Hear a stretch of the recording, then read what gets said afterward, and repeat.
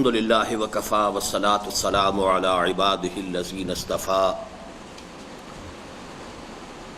خصوصاً علی افضلہم وخاتم النبیین محمد الامین وعلی آلہ وصحبہ اجمعین اما بعد فقد قال اللہ تبارک وتعالی کما ورد فی سورة الاحزاب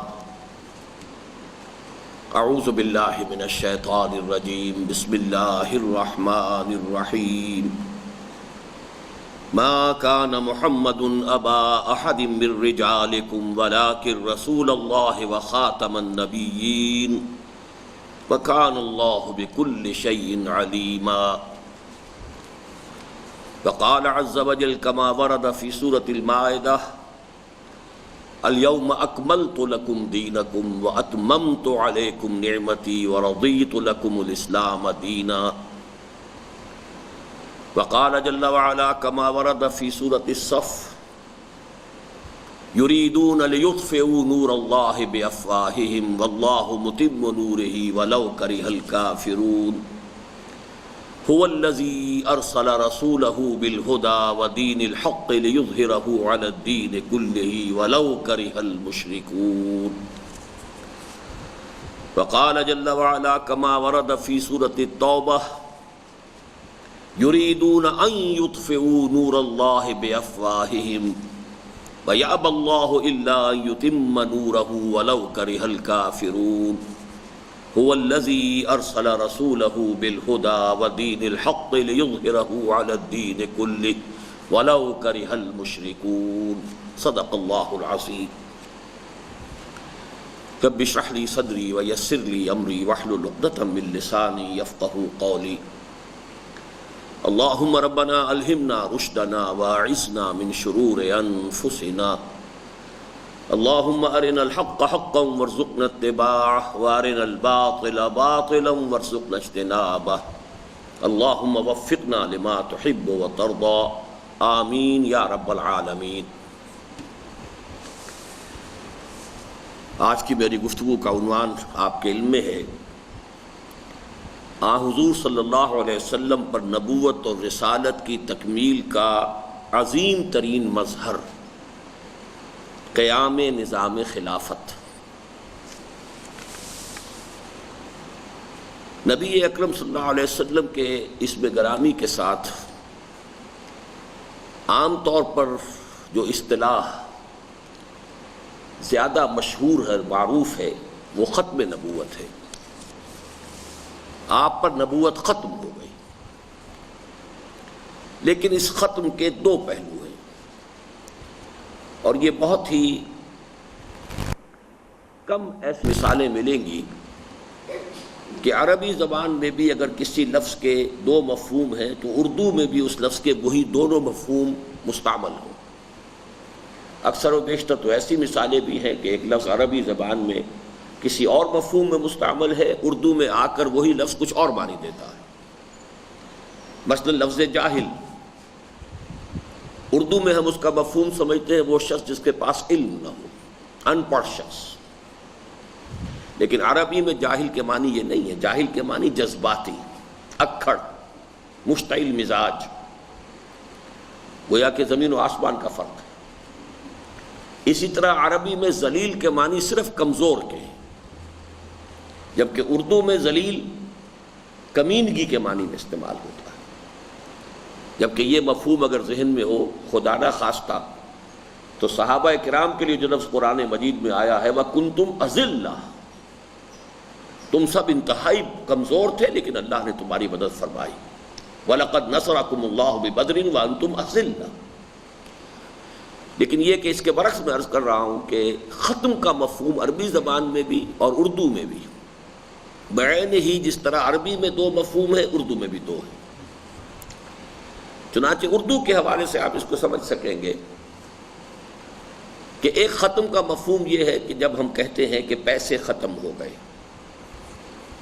آٹا ختم ہو گیا، فلاں شے ختم ہو گئی، کہ پہلے تھی اب نہیں ہے۔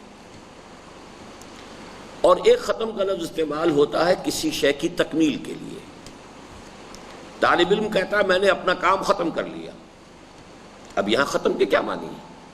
میرا جو ہوم ورک تھا وہ میں نے پورا کر لیا، مکمل کر لیا۔ یہاں وہ تکمیل کے معنی میں، بین ہی انہی دو لفظوں میں، دو معنوں میں ختم کا لفظ جو ہے نبی اکرم صلی اللہ علیہ وسلم پر نبوت کے ضمن میں آیا ہے، لیکن بدقسمتی اس کا صرف ایک مفہوم جو ہے وہ عام ہوا ہے۔ میں آج یہ چاہتا ہوں کہ یہ جو دو مفہوم ہیں، ایک یہ کہ نبوت کا سلسلہ چلا آ رہا تھا اور حضور پر آ کر ختم ہو گیا بمانی اب آپ کے بعد نبی نہیں، اور ایک یہ کہ نبوت درجہ بدرجہ ترقی پاتے ہوئے اپنے نقطۂ عروج اور نقطۂ کمال کو پہنچ گئی۔ یہ دو مفہوم جو ہے علیحدہ علیحدہ ختم نبوت کے، اس کی وضاحت کے لیے میں آپ کو ایک ایک حدیث سناؤں گا۔ پہلی حدیث کے راوی حضرت ثوبان ہے رضی اللہ تعالی عنہ۔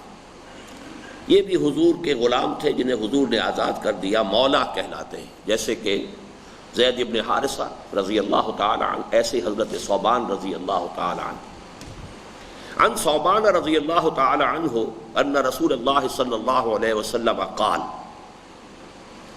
انما اخاف علی امتی الائمۃ المضلین۔ حضرت ثوبان سے یہ مروی ہے کہ حضور نے ارشاد فرمایا، مجھے اپنی امت کے بارے میں خدشہ ہے، اندیشہ ہے گمراہ کرنے والے رہنماؤں کا۔ الائمۃ المضلین، ضل یضل گمراہ ہو جانا، ضال جو انتہائی گمراہ ہو، مضل اس سے اس میں فاعل ہے گمراہ کرنے والا۔ انما اخاف علی امتی الائمۃ المضلین، مجھے اندیشہ ہے اپنی امت کے بارے میں کہ گمراہ کرنے والے رہنما پیدا ہوں گے۔ اس کے بعد کچھ اور عبارت بھی ہے جسے میں درمیان میں چھوڑ رہا ہوں، الی قولہ صلی اللہ علیہ وسلم، اور اس کے بعد اس حدیث میں یہ الفاظ آئے، وَأَنَّهُ يَكُونُ فِي أُمَّتِي 30 كَذَّابُونَ كُلُّهُمْ يَزْعُمُ أَنَّهُ نَبِيٌّ، اور یہ کہ میری امت میں 30 شخص ایسے پیدا ہوں گے جو انتہائی جھوٹے ہوں گے، کذاب، ان میں سے ہر شخص کا یہ زوم ہوگا، یہ دعویٰ ہوگا، یہ گمان باطل ہوگا کہ وہ نبی ہے۔ وَأَنَا خَاتَمُ النَّبِيِّينَ وَلَا نَبِيَّ بَعْدِي، جبکہ میں خاتم النبیین ہوں اور میرے بعد کوئی نبی نہیں۔ یہاں گویا کہ خاتم النبیین کا یہ مفہوم بالکل واضح کر دیا گیا، لا نبی بعدی، میرے بعد کوئی نبی نہیں۔ اس حدیث کے اندر اس کی صراحت ہو گئی۔ البتہ اس حدیث کا ایک ٹکڑا اور بھی ہے، وہ میں چاہتا ہوں کہ اس کو بھی آپ کو سنا دوں۔ وَلَا تَزَالُ طَائِفَةٌ مِّنْ أُمَّتِي عَلَى الْحَقِّ لَا يَضُرُّهُمْ مَنْ خَالَفَهُمْ حَتَّى يَأْتِيَ أَمْرُ اللَّهِ۔ یہ روایت جو ہے سنن ابی داؤد میں بھی ہے، جامع ترمذی میں بھی ہے، اور رزین نے بھی روایت کیا اس کو رحمہم اللہ۔ آخری ٹکڑا یہ ہے کہ میری امت میں ہمیشہ ایک گروہ حق پر ضرور قائم رہے گا جنہیں کسی کی مخالفت کوئی ضرر نہیں پہنچا سکے گی، یہاں تک کہ اللہ تعالیٰ کا امر آ جائے۔ اس سے مراد قیامت ہے، آخری فیصلہ اس دنیا کا خاتمہ ہو جائے۔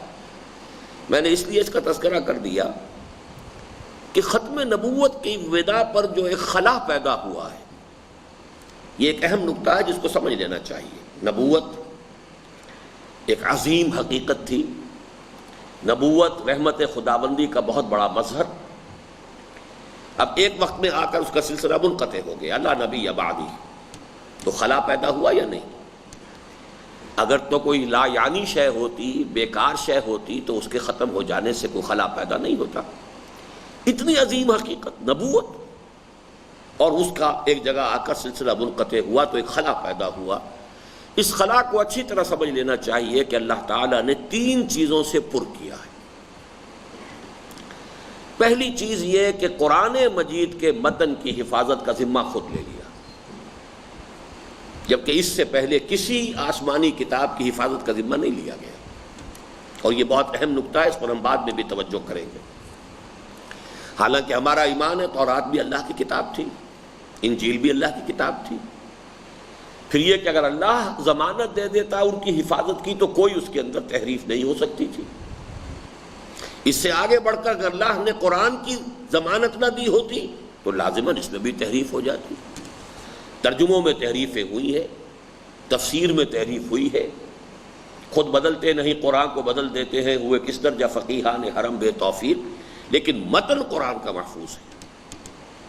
تو در حقیقت یہ ختم نبوت سے پیدا شدہ خلا جو ہے اس کو پر کرنے میں اہم ترین شے یہ ہے کہ کوئی بھی طالب ہدایت ہو قیامت تک، اس کے لیے یہ قرآن موجود رہے گا۔ اگر وہ طالب ہدایت ہے تو کتاب ہدایت موجود رہے گی اور محفوظ رہے گی۔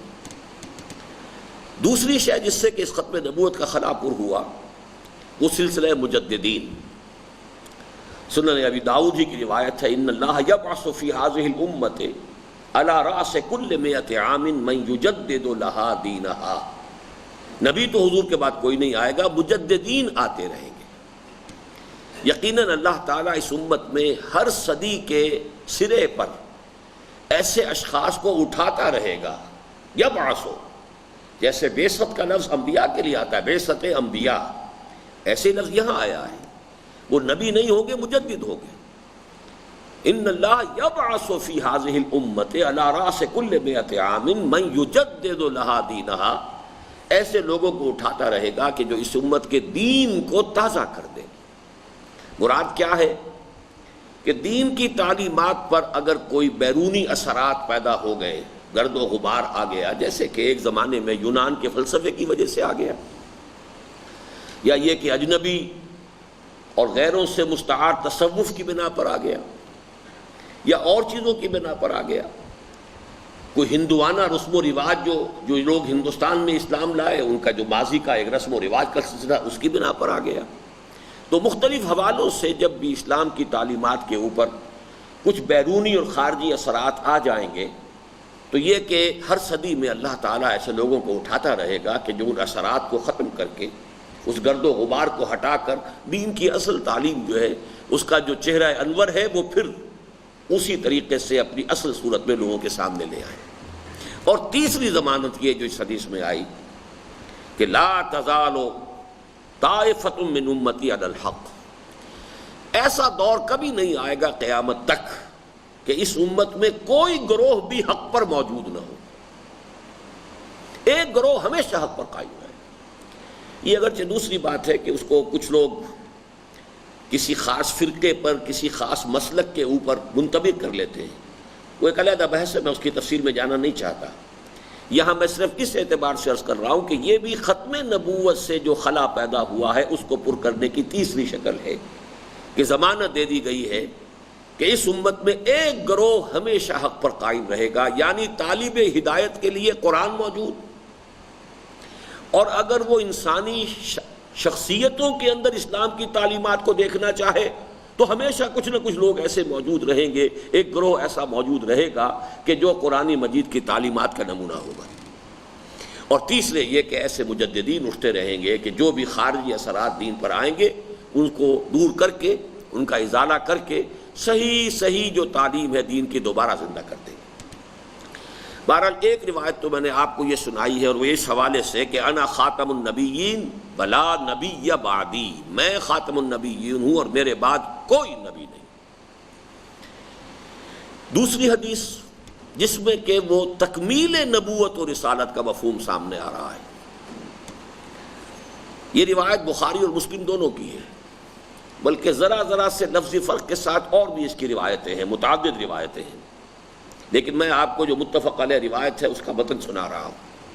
ان ابی ہریرہ رضی اللہ تعالی عنہ ان رسول اللہ صلی اللہ علیہ وسلم قال، حضرت ابو ہریرہ سے مروی ہے رضی اللہ تعالی عنہ کہ حضور صلی اللہ علیہ وسلم نے ارشاد فرمایا، ان مثلی و مثل الانبیاء من قبلی کمثل رجل بنا بنیانا، میری اور مجھ سے پہلے جو انبیاء آئے ہیں ان کی مثال اس شخص کی سی ہے، ایک ایسے شخص کی سی ہے جس نے ایک عمارت تعمیر کی، فَأَحْسَنَهُ وَأَجْمَلَهُ، نہایت عمدہ عمارت بنائی، نہایت خوبصورت بنایا، حسین عمارت، خوبصورت عمارت، إِلَّا مَوْضِعَ لَبْنَةٍ، سوائے ایک اینٹ کی جگہ کے کہ وہ خالی تھی، من زاویت من زوایاہ، اور تھی بھی وہ اس کے کونوں میں سے ایک کونے میں، بہت نمایاں نظر آ رہی ہے کہ یہ کیا خلا ہے، یہ رکھنا ہے، اتنی عمدہ عبارت. فجعل الناس یطوفون ویعجبون له. اب لوگ اس عبارت کے گرد چکر لگاتے تھے اور اس کو دیکھتے تھے، بہت خوبصورت عبارت ہے، بہت اعلیٰ عمارت ہے، بہت حسین عمارت ہے، بہت عمدہ عمارت ہے. وَيَقُولُونَ هَلَّا وُضِعَتْ هَٰذِهِ اللَّبِنَةُ. وہ کہتے تھے یہ کیا سبب ہے کہ یہاں پر یہ رکھنا چھوڑ دیا گیا، یہ ایک رکھنا کیوں چھوڑ دیا گیا؟ قال، اب آپ نے فرمایا فَأَنَا اللَّبِنَةُ وَأَنَا خَاتَمُ النَّبِيِّينَ، میں وہ اینٹ ہوں اور میں خاتم النبیین ہوں. اس روایت میں گویا کہ قصر نبوت، اب یہ قصر نبوت جو ہے بہت شاندار، روایات میں آپ کو معلوم ہے 1.25 لاکھ انبیاء آئے جن میں 313 رسول تھے.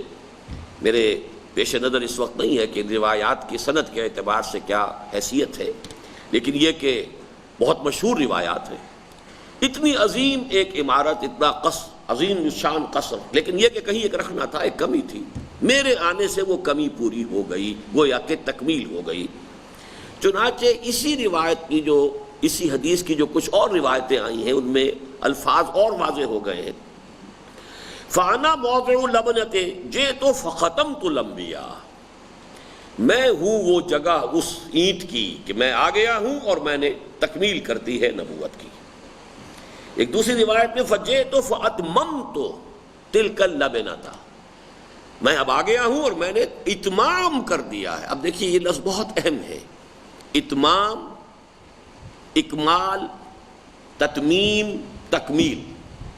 یہ دوسرا پہلو ہے در حقیقت ختم نبوت کا، کہ ایک پہلو تو یہ ہے کہ ایک سلسلہ نبوت ختم ہو گیا، لا نبی بعدی.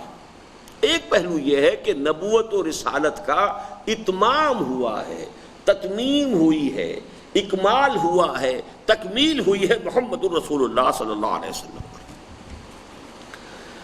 اس معنی میں ذرا غور کیجئے کہ حضور کی فضیلت کی بنیاد مجرد ختم نبوت اس معنی میں کہ آپ کے بعد کوئی نبی نہیں، اس میں کوئی فضیلت کی بات نہیں کہ آپ آخری نبی اور رسول ہے، اس میں فضیلت کی بات کون سی ہوئی؟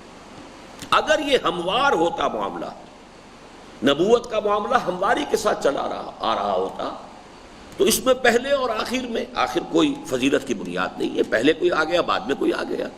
چنانچہ آج ہی میں دیکھ رہا تھا تو ایک جگہ مجھے ایک حوالہ ملا ہے، مولانا محمد قاسم نانوتوی رحمۃ اللہ علیہ کی ایک بڑی مشہور کتاب ہے تحذیر الناس.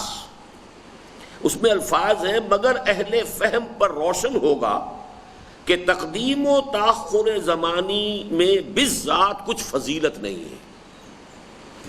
اگر شے ایک ہی سطح کی ہو تو کوئی پہلے ہو گئی کوئی بعد میں ہو گئی، کیا فرق ہو گیا اس میں؟ تقدم و تاخر زمانی میں بالذات کوئی فضیلت نہیں.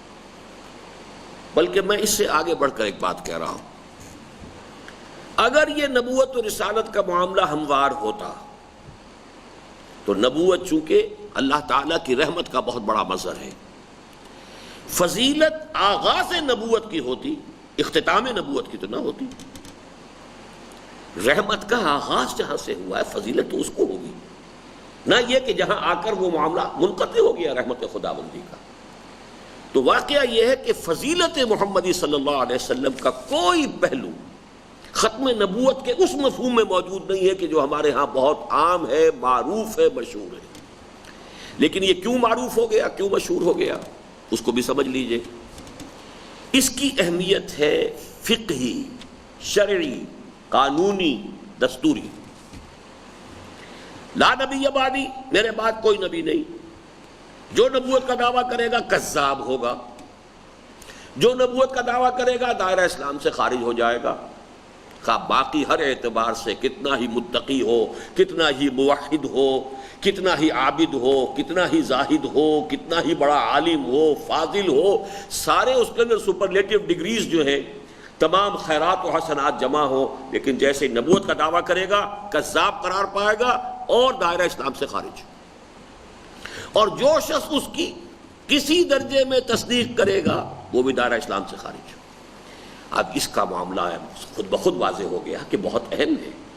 کسی شخص کے مسلمان ہونے نہ ہونے کا فیصلہ اس پر ہو رہا ہے کسی شخص کے جو شہری حقوق ہیں اسلامی ریاست میں وہ ہیں برقرار یا ختم ہو گئے، اس کا فیصلہ اس پر ہو رہا ہے۔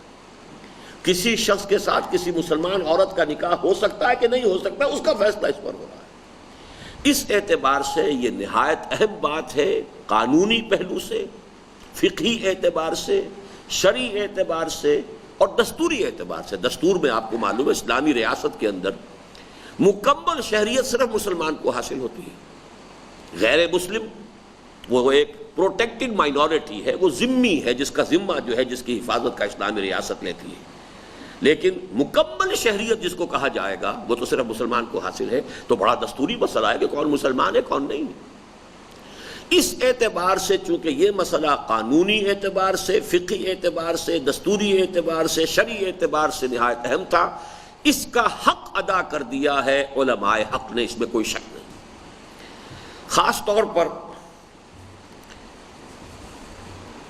ایک بہت عظیم کتاب اس پر جو لکھی ہے بیہقی وقت مولانا انور شاہ کاشمیری رحمۃ اللہ علیہ نے، میں سمجھتا ہوں وہ حرف آخر ہے کہ اس معاملے میں اگر کوئی بھی شک کسی کو ہو سکتا ہے کسی بھی پہلو سے، کسی کو مغالطہ ڈالا جا سکتا ہو کسی بھی غلط دلیل سے، تو ان سب کا رد جو ہے وہ انہوں نے کر دیا ہے کہ اس پہلو کو کہ حضور کے بعد نبوت کا کسی بھی اعتبار سے دعویٰ کرنے والا دائرہ اسلام سے خارج، اور اس کی کسی بھی درجے میں تائید و توثیق یا تصدیق کرنے والا دائرہ اسلام سے خارج۔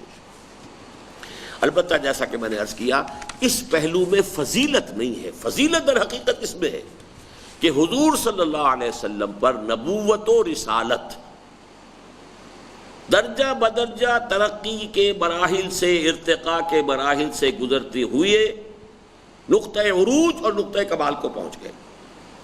اور اسی میں ایک بات اور عرض کر دوں، ختم نبوت کا جو پہلا مفہوم میں نے عرض کیا ہے کہ جس کی حیثیت فقہی ہے، قانونی ہے، شرعی ہے، دستوری ہے، اس کے لیے سارے دلائل صرف نقل پر مبنی ہے۔ نقل سے مراد قرآن مجید کی آیت، اور اس میں بھی آپ کو معلوم ہے کہ اکثر و بیشتر ایک ہی آیت ہے جو کوٹ کی جاتی ہے، جو میں نے سب سے پہلے آج تلاوت کی تھی، ما کان محمد ابا احد من رجالکم ولکن رسول اللہ وخاتم النبیین وکان اللہ بکل شیء علیما۔ محمد صلی اللہ علیہ وسلم اے مسلمانوں تم میں سے کسی کے باپ نہیں ہیں، بلکہ وہ تو اللہ کے رسول ہیں اور خاتم النبیین ہیں، نبوت کے ختم کرنے والے، خاتم النبیین۔ وَكَانَ اللَّهُ بِكُلِّ شَيْءٍ عَلِيمًا، اور اللہ تعالیٰ ہر شے کا علم رکھتا ہے۔ اس پر ہم دوبارہ بھی ریفر کریں گے اس آخری ٹکڑے سے مراد کیا ہے۔ اس کے علاوہ احادیث ہیں، جیسا کہ میں نے آپ کو سنایا، خاص طور پر وہ احادیث کہ میرے بعد کوئی نبی نہیں ہے، بڑی کثرت کے ساتھ وارد ہوئی ہیں، لیکن یہ دونوں دلیلیں نقل سے تعلق رکھتی ہیں، نصوص قرآن و حدیث سے۔ عقلی دلیل کیا ہے؟ عقلی دلیل کا سارا دار و مدار اس تکمیل نبوت پر ہے۔ اگر ایک شے مکمل ہو گئی تو اب اس کے بعد اس کا کسی درجے کے اندر اس کا اجرا جو ہے وہ میں بعد میں تفصیل سے بیان کروں گا کہ عقلی دلیل اسی پہلو سے میرے نزدیک جو سب سے اہم آیات ہیں ختم نبوت کے لیے، وہ میں نے بعد میں تلاوت کی، الیوم اکملت لکم دینکم واتممت علیکم نعمتی ورضیت لکم الاسلام دینا۔ یہ سورہ مائدہ کی روایت، آج کے دن سورہ مائدہ کی آیت، آج کے دن میں نے تمہارے لیے تمہارے دین کو کامل کر دیا اور تم پر اپنی نعمت کا اتمام فرما دیا، اور تمہارے لیے اب ابد الآباد تک کے لیے اسلام کو ایک دین کی حیثیت سے پسند فرما لیا، قبول کر لیا۔ اس سے بھی بڑھ کر جو دو اہم آیات ہیں وہ جوڑے ہیں دو آیتوں کے کہ دو مرتبہ قرآن مجید میں آئے۔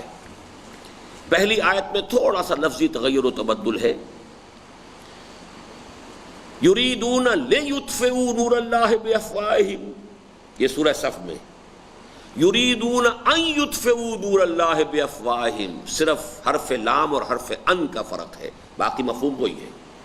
یہ چاہتے ہیں کہ اللہ کے نور کو اپنے منہ کی پھونکوں سے بجھا دیں، واللہ متم نورہ، اور سورہ توبہ میں آیا وَيَأْبَى اللَّهُ إِلَّا أَن يُتِمَّ نُورَهُ، سورہ صف میں فرمایا اللہ تو اپنے نور کا اتمام فرما کر رہے گا، اور سورہ توبہ میں فرمایا اللہ کو ہرگز منظور نہیں ہے مگر یہ کہ اپنے نور کا اتمام فرمائے۔ وَلَوْ كَرِهَ الْكَافِرُونَ، خواہ یہ کافروں کو کتنا ہی ناگوار ہو۔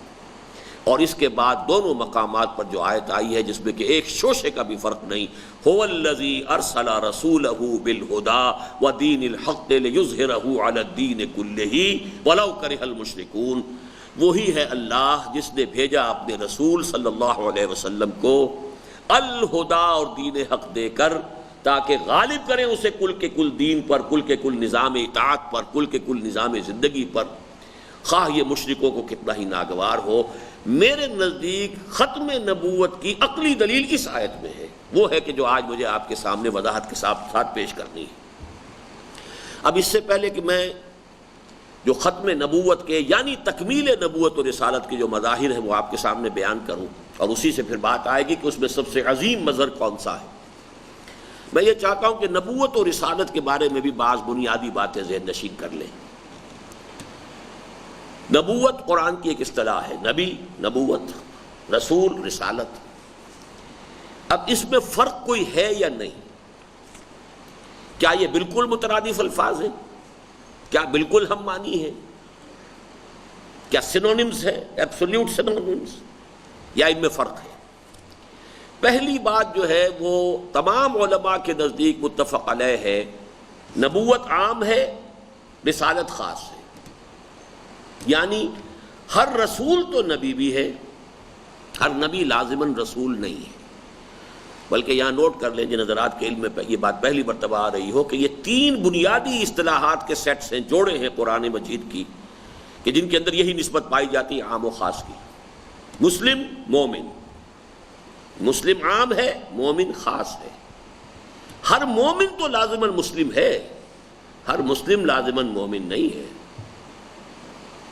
جہاد اور قتال، قتال تو لازماً جہاد ہے، لیکن ہر جہاد قتال نہیں ہے۔ جہاد تو باللسان بھی ہوگا، جہاد بالقلم بھی ہوگا، لیکن یہ کہ قتال جو ہے وہ اپنی جگہ پر ہے۔ قتال تو لازماً جہاد ہے، لیکن جہاد لازماً قتال نہیں ہے۔ تو یہ عام اور خاص کی نسبتیں کہلاتی ہیں، مسلم عام، مومن خاص، نبی عام، رسول خاص، جہاد عام، قتال خاص۔ نبوت کے بارے میں جہاں تک رسالت کے لفظی معنی کا تعلق ہے کوئی اشکال نہیں ہے۔ رسل و رسائل یہ اردو میں بھی استعمال ہوتا ہے، رسالہ خط کو بھی کہتے ہیں، ارسلہ یرسل و ارسالن بھیجنا، مرسل جو بھیجا گیا ہو، کوئی سفیر ہے، کوئی پیغامبر ہے، کوئی ایلچی ہے، رسول اسی سے بنا فعول کے وزن پر۔ تو گویا کہ اس لفظ میں تو کوئی اشکال نہیں، اس کے مادے میں اور اس کے اشتقاق میں کوئی اختلاف نہیں۔ نبی کا معاملہ ذرا مختلف ہے، اس لیے کہ اگرچہ اکثر جمہور کے نزدیک یہ نبأ سے بنا ہے۔ نبأ کہتے اہم خبر کو، عَمَّ يَتَسَاءَلُونَ عَنِ النَّبَإِ الْعَظِيمِ الَّذِي هُمْ فِيهِ مُخْتَلِفُونَ۔ نبأ بہت اہم خبر، نبأ سے نبی، خبر دینے والا۔ لیکن ایک رائے یہ بھی ہے کہ نبغن اصل مادہ ہے، نون با وا، یہ جو مادہ ہے اس کا مفہوم ہے بلندی، رفعت، اونچا مقام، علو مکانی۔ نبوتن و نباوتن، ان دونوں کے معنی رفعت اور بلندی کے ہیں۔ چنانچہ ایک روایت بھی آتی ہے مستدرک حاکم میں کہ کسی شخص نے حضور کو خطاب کرتے ہوئے الفاظ استعمال کیے، یا نبی اللہ۔ اس پر حضور نے تردید کی، آپ نے فرمایا لست بنبی اللہ ولیکن نبی اللہ ہے، میں نبی نہیں ہوں بلکہ نبی ہوں، یعنی یا ہے دو مرتبہ، نبی اللہ۔ تو یہ اس روایت کو اگرچہ اس پر جرح بھی ہے، لیکن بہرحال ایک رائے یہ ہے کہ یہ نبون سے مشتق ہے اور اس سے مراد ہے بلند مقام۔ اب اس کے اندر خاص طور پر مجھے جو مناسبت نظر آتی ہے وہ اس میں ہے کہ جیسے کہ حضور صلی اللہ علیہ وسلم نے جب پہلا اپنا عمومی خطبہ ارشاد فرمایا تو آپ بلندی پر کھڑے ہو گئے، کوہ صفا پر۔ اب کوہ صفا اب تو آپ کو معلوم ہے بس ایک نشانی سی رہ گئی ہے، لیکن ظاہر بات ہے کہ حضور کے زمانے میں جب اسے جبل کہا گیا تو وہ تو یقیناً کوئی نہ کوئی خاصی اچھی پہاڑی ہوگی، اس پر آپ کھڑے ہوئے ہیں۔ پھر آپ نے وہاں جو وا صباحا کا نعرہ لگایا ہے، ہائے وہ صبح جو آ رہی ہے، اس پر لوگ جمع ہو گئے۔ یہ وہاں کا رواج تھا، روایت تھی، ریت تھی کہ اگر کسی کے پاس کوئی خاص خبر آتی تھی، اور خبر وہاں کون سی ہوتی تھی؟ یہی کہ فلاں قبیلہ حملہ کرنے والا ہے، غارت گری ہونے والی ہے، اپنی حفاظت کا بندوبست کر لو، یہی خبریں وہاں ہوتی تھی۔ تو وہ کھڑا ہو جاتا تھا کسی بلند مقام پر، اور اریاں، نذیر اریاں کہلاتا تھا، کہ لباس اتار دیتا تھا بالکل، تاکہ جہاں تک اس کی آواز جائے وہاں تک تو وا صباحا کا نعرہ پہنچ جائے، اور جہاں تک آواز نہ جائے لوگ دیکھ لیں کہ ننگا آدمی کھڑا ہوا ہے بلندی کے اوپر، تو دوڑیں کہ کوئی نہ کوئی بڑی خبر ہے، کوئی اہم خبر ہے۔ اسی سے نذیر اریاں، ننگا خبردار کرنے والا۔ تو حضور ظاہر بات ہے کہ اس کا کوئی امکان نہیں تھا کہ آپ عریانی اختیار فرماتے، لیکن آپ بلندی پر کھڑے ہو گئے، اور پھر آپ نے ایک سوال کیا جب لوگ جمع ہو گئے، اگر میں تم سے کہوں کہ اس پہاڑ کے پیچھے ایک لشکر ہے جو تم پر حملہ آور ہوا چاہتا ہے، تو تم میری بات مانو گے؟ جواباً لوگوں نے کہا کیوں نہیں مانیں گے؟ دو دلیلیں، ایک تو یہ کہ آپ نے کبھی جھوٹ بولا ہی نہیں، دوسرا یہ کہ آپ بلند مقام پر کھڑے ہیں اور آپ پہاڑ کے پیچھے کیا ہے اسے بھی دیکھ رہے ہیں، ہم پہاڑ کے ایک طرف کھڑے ہیں، ہم نہیں دیکھ سکتے۔ اس اعتبار سے یہ بلند مقام جو ہے نبی کا، یہ وہ ہے مقام رفعت کہ جہاں سے نبی دنیا اور آخرت دونوں کو دیکھ رہا ہوتا ہے۔ اس کے سامنے صرف دنیا نہیں، آخرت بھی ہے، اس کے سامنے وہ غیر مرئی چیزیں بھی ہیں کہ جو ہم نہیں دیکھ سکتے، اور مرئی چیزیں بھی ہیں کہ جو ہم دیکھ رہے ہیں۔ بہرحال اس میں یہ دونوں جو اس کے اشتقاق کا جو بھی ایک اختلاف ہے وہ میں نے آپ کے سامنے بیان کر دیا، لیکن جو اہم تر نقطہ ہے وہ یہ ہے کہ وہ عام اور خاص کو ذہن میں رکھیے، جس شخصیت میں یہ دونوں چیزیں جمع ہو گئیں، کچھ لوگ تو وہ ہیں جو صرف نبی ہے، رسول نہیں ہے، اب ان کو ذہن سے نکال دیجیے۔ جو شخصیت نبی بھی ہے، رسول بھی ہے، اس شخصیت کے اندر نبوت اور رسالت کے مابین کیا نسبت ہے، کیا تعلق ہے، یہ ہے اہم نقطہ جس کو سمجھ لینا چاہیے۔ اس کو یوں سمجھیے بجائے یوں کہ یوں، نبوت کا رخ اللہ کی طرف ہے، بلندی کی طرف ہے، اللہ سے وحی لینا یہ اسپیکٹ، یہ پہلو نبوت کا ہے، اور رسالت کا رخ خلق کی طرف ہے، لوگوں تک پہنچانا یہ رسالت کا کام ہے۔ اور یہ بھی نوٹ کیجئے، کم سے کم حضرت موسیٰ اور حضرت محمد صلی اللہ علیہ وسلم علیہ السلام، ان دونوں کے لیے تو یہ بات ہمارے سامنے ہے کہ بلند مقام پر تھے، چاہے وہ جبل نور اور غار حرا تھی، وہاں سے اترے ہیں، اتر کر حرا سے سوئے قوم آیا اور ایک نسخے کیمیا ساتھ بلندی سے نیچے اترے۔ اسی طرح حضرت موسیٰ کوہ طور، اذهب الى فرعون انه طغى، تو نبوت کا معاملہ میرا اپنا ذہن ادھر جاتا ہے کہ اس رفعت کے ساتھ اس کا تعلق زیادہ قریبی ہے۔ بہرحال اللہ سے لینے والا پہلو وحی کا یہ نبوت ہے، خلق تک پہنچا دینا یہ رسالت ہے۔ البتہ یہاں ایک اشکال ذہن میں پیدا ہو سکتا ہے، میں چاہتا ہوں کہ چونکہ حکمت دین کے یہ اہم مسائل ہیں بات واضح ہو جائے۔ کیا نبی پہنچاتا نہیں اگر رسول نہ ہو؟ وہ شخصیت کے جو محض نبی ہے رسول نہیں ہے، کیا وہ نہیں پہنچاتا؟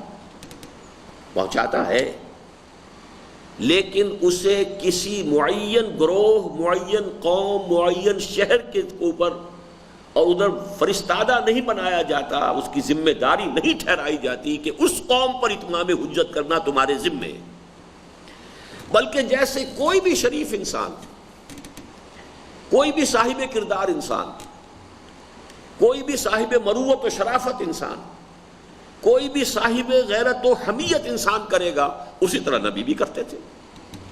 ہمارے سامنے تصور رہنا چاہیے جیسے اولیاء اللہ، اب اولیاء اللہ معمور من اللہ تو نہیں تھے، ان کے ذمے تبلیغ کر دینا اس معنی میں تو نہیں تھا کہ اذهب الى فرعون انه طغى، لیکن انہوں نے، چونکہ یہ تو شرافت کا تقاضا ہے کہ جو خیر تمہیں ملا ہے اسے بانٹو، اس میں لوگوں کو شریک کرو، شیئر کرو لوگوں کے ساتھ، یہ شرافت اور مروت ہے۔ جیسے کہ حضور نے فرمایا لا یؤمن احدکم حتی یحب لاخیہ ما یحب لنفسہ، پھر یہ غیرت و حمیت کا تقاضا انسان کے کہ جس شے کو حق سمجھ رہا ہے اس کو وہ چاہے کہ وہ دیکھے کہ اس کا بول بالا ہو، اس کو فروغ حاصل ہو، یہ غیرت و حمیت کا تقاضا ہے۔ تو جیسے اولیاء اللہ بغیر اس کے کہ انہیں کوئی خاص پرسنلی مامور من اللہ ہونے کا مقام حاصل ہوا ہو، لیکن وہ تبلیغ کرتے تھے اس لیے کہ یہ تو در حقیقت شرافت و مروت کا تقاضا ہے، یہ غیرت و حمیت حق کا تقاضا ہے، اس طرح انہوں نے تبلیغ کی ہے۔ لیکن ایک تبلیغ وہ ہوتی تھی مجھے مانو، اطیعون، میری اطاعت کرو۔ رسول جب کسی قوم کی طرف معین طور پر بھیج دیا جاتا تھا، اب اس کا فرض منصبی یہ ہے کہ جا کر اتمام حجت کرے اور ان سے مطالبہ کرے کہ مجھے مانو، ان اعبدوا اللہ واطیعون، اللہ کی بندگی کرو اور میری اطاعت کرو۔ اس کے بغیر کوئی معاملہ نہیں۔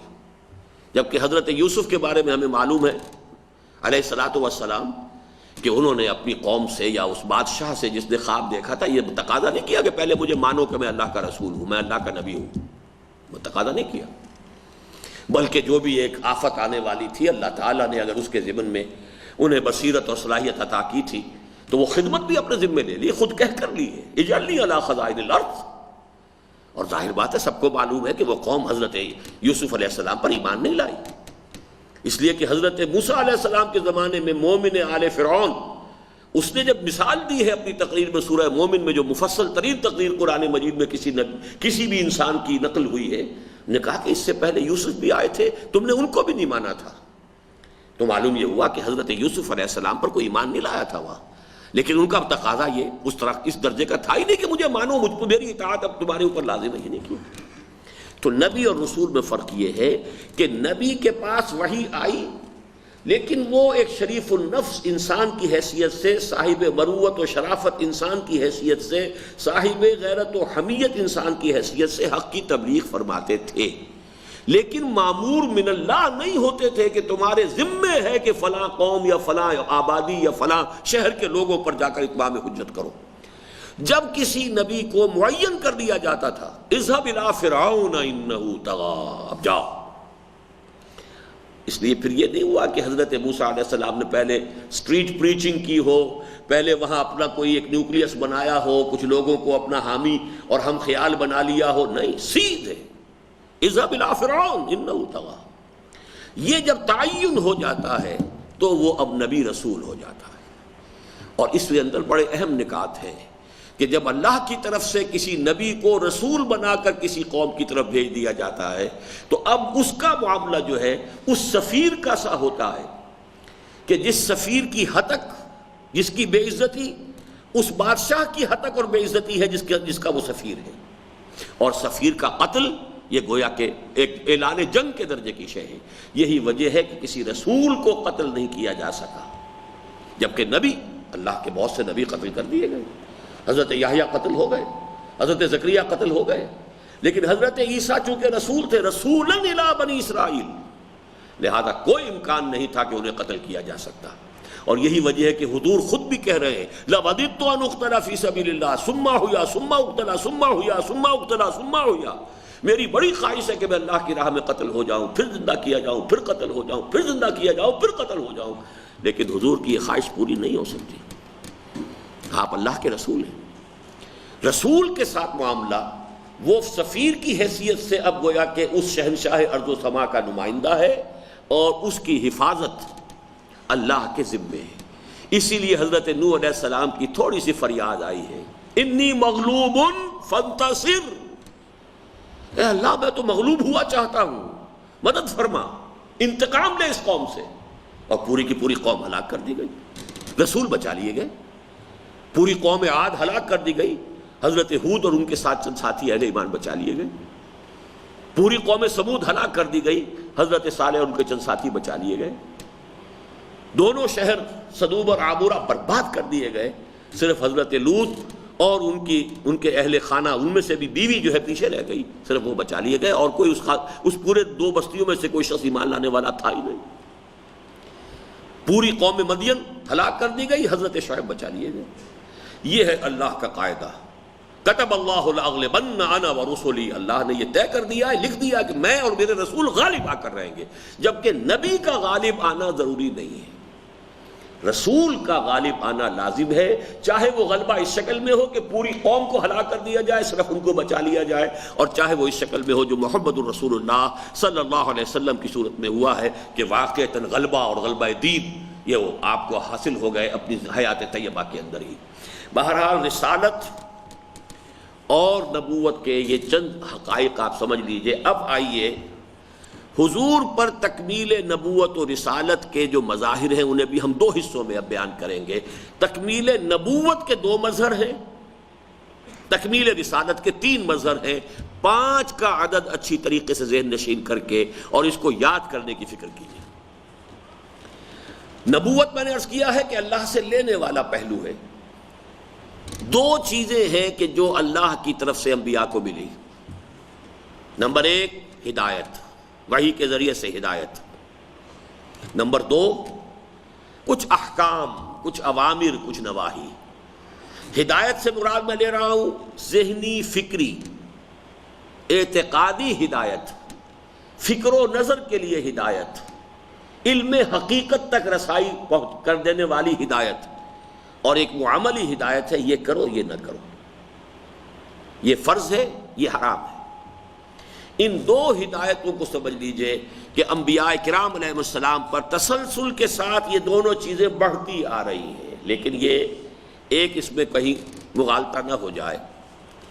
یہ جو نبوت اور رسالت میں ارتقاء ہو رہا ہے یہ اس وجہ سے نہیں ہے معاذ اللہ کہ اللہ تعالیٰ کے علم میں کوئی ارتقاء ہو رہا ہے، صرف اس لیے ہے کہ نوع انسانی ابھی ارتقاء کے مراحل طے کر رہی تھی، اور یہ 2 اعتبارات سے، جس کی مثال میں دیا کرتا ہوں کہ فرض کیجئے کہ آپ کا کوئی پرائمری کا بچہ ہے، آپ نے اس کے لیے بہت عمدہ ٹیوشن تلاش کی ہے، پی ایچ ڈی آپ نے جو ہے اس کو امپلائے کر لیا ہے، لیکن ظاہر بات ہے کہ وہ پی ایچ ڈی ٹیچر بچے کو تو اس کی ذہنی سطح کے مطابق ہی پڑھائے گا، اسے وہ فلسفہ تو نہیں پڑھا سکتا۔ تو اصل میں تو جو طالب علم ہے اس کی ذہنی سطح، اس کی استعداد جو ہے وہ مد نظر رکھے گا، چاہے اس کا وہ علم کا پہاڑ ہو اپنی جگہ پر، لیکن وہ بچے کو تو تدریجاً ہی آگے بڑھائے گا۔ اسی طرح سمجھ لیجئے کہ اللہ تعالیٰ کا علم کامل ہے، ازل سے کامل ہے، لیکن نسل آدم نے 2 اعتبارات سے ارتقائی مراحل طے کیے۔ نمبر 1 جس کے لیے سادہ ترین لفظ ہوگا فلسفیانہ فکر،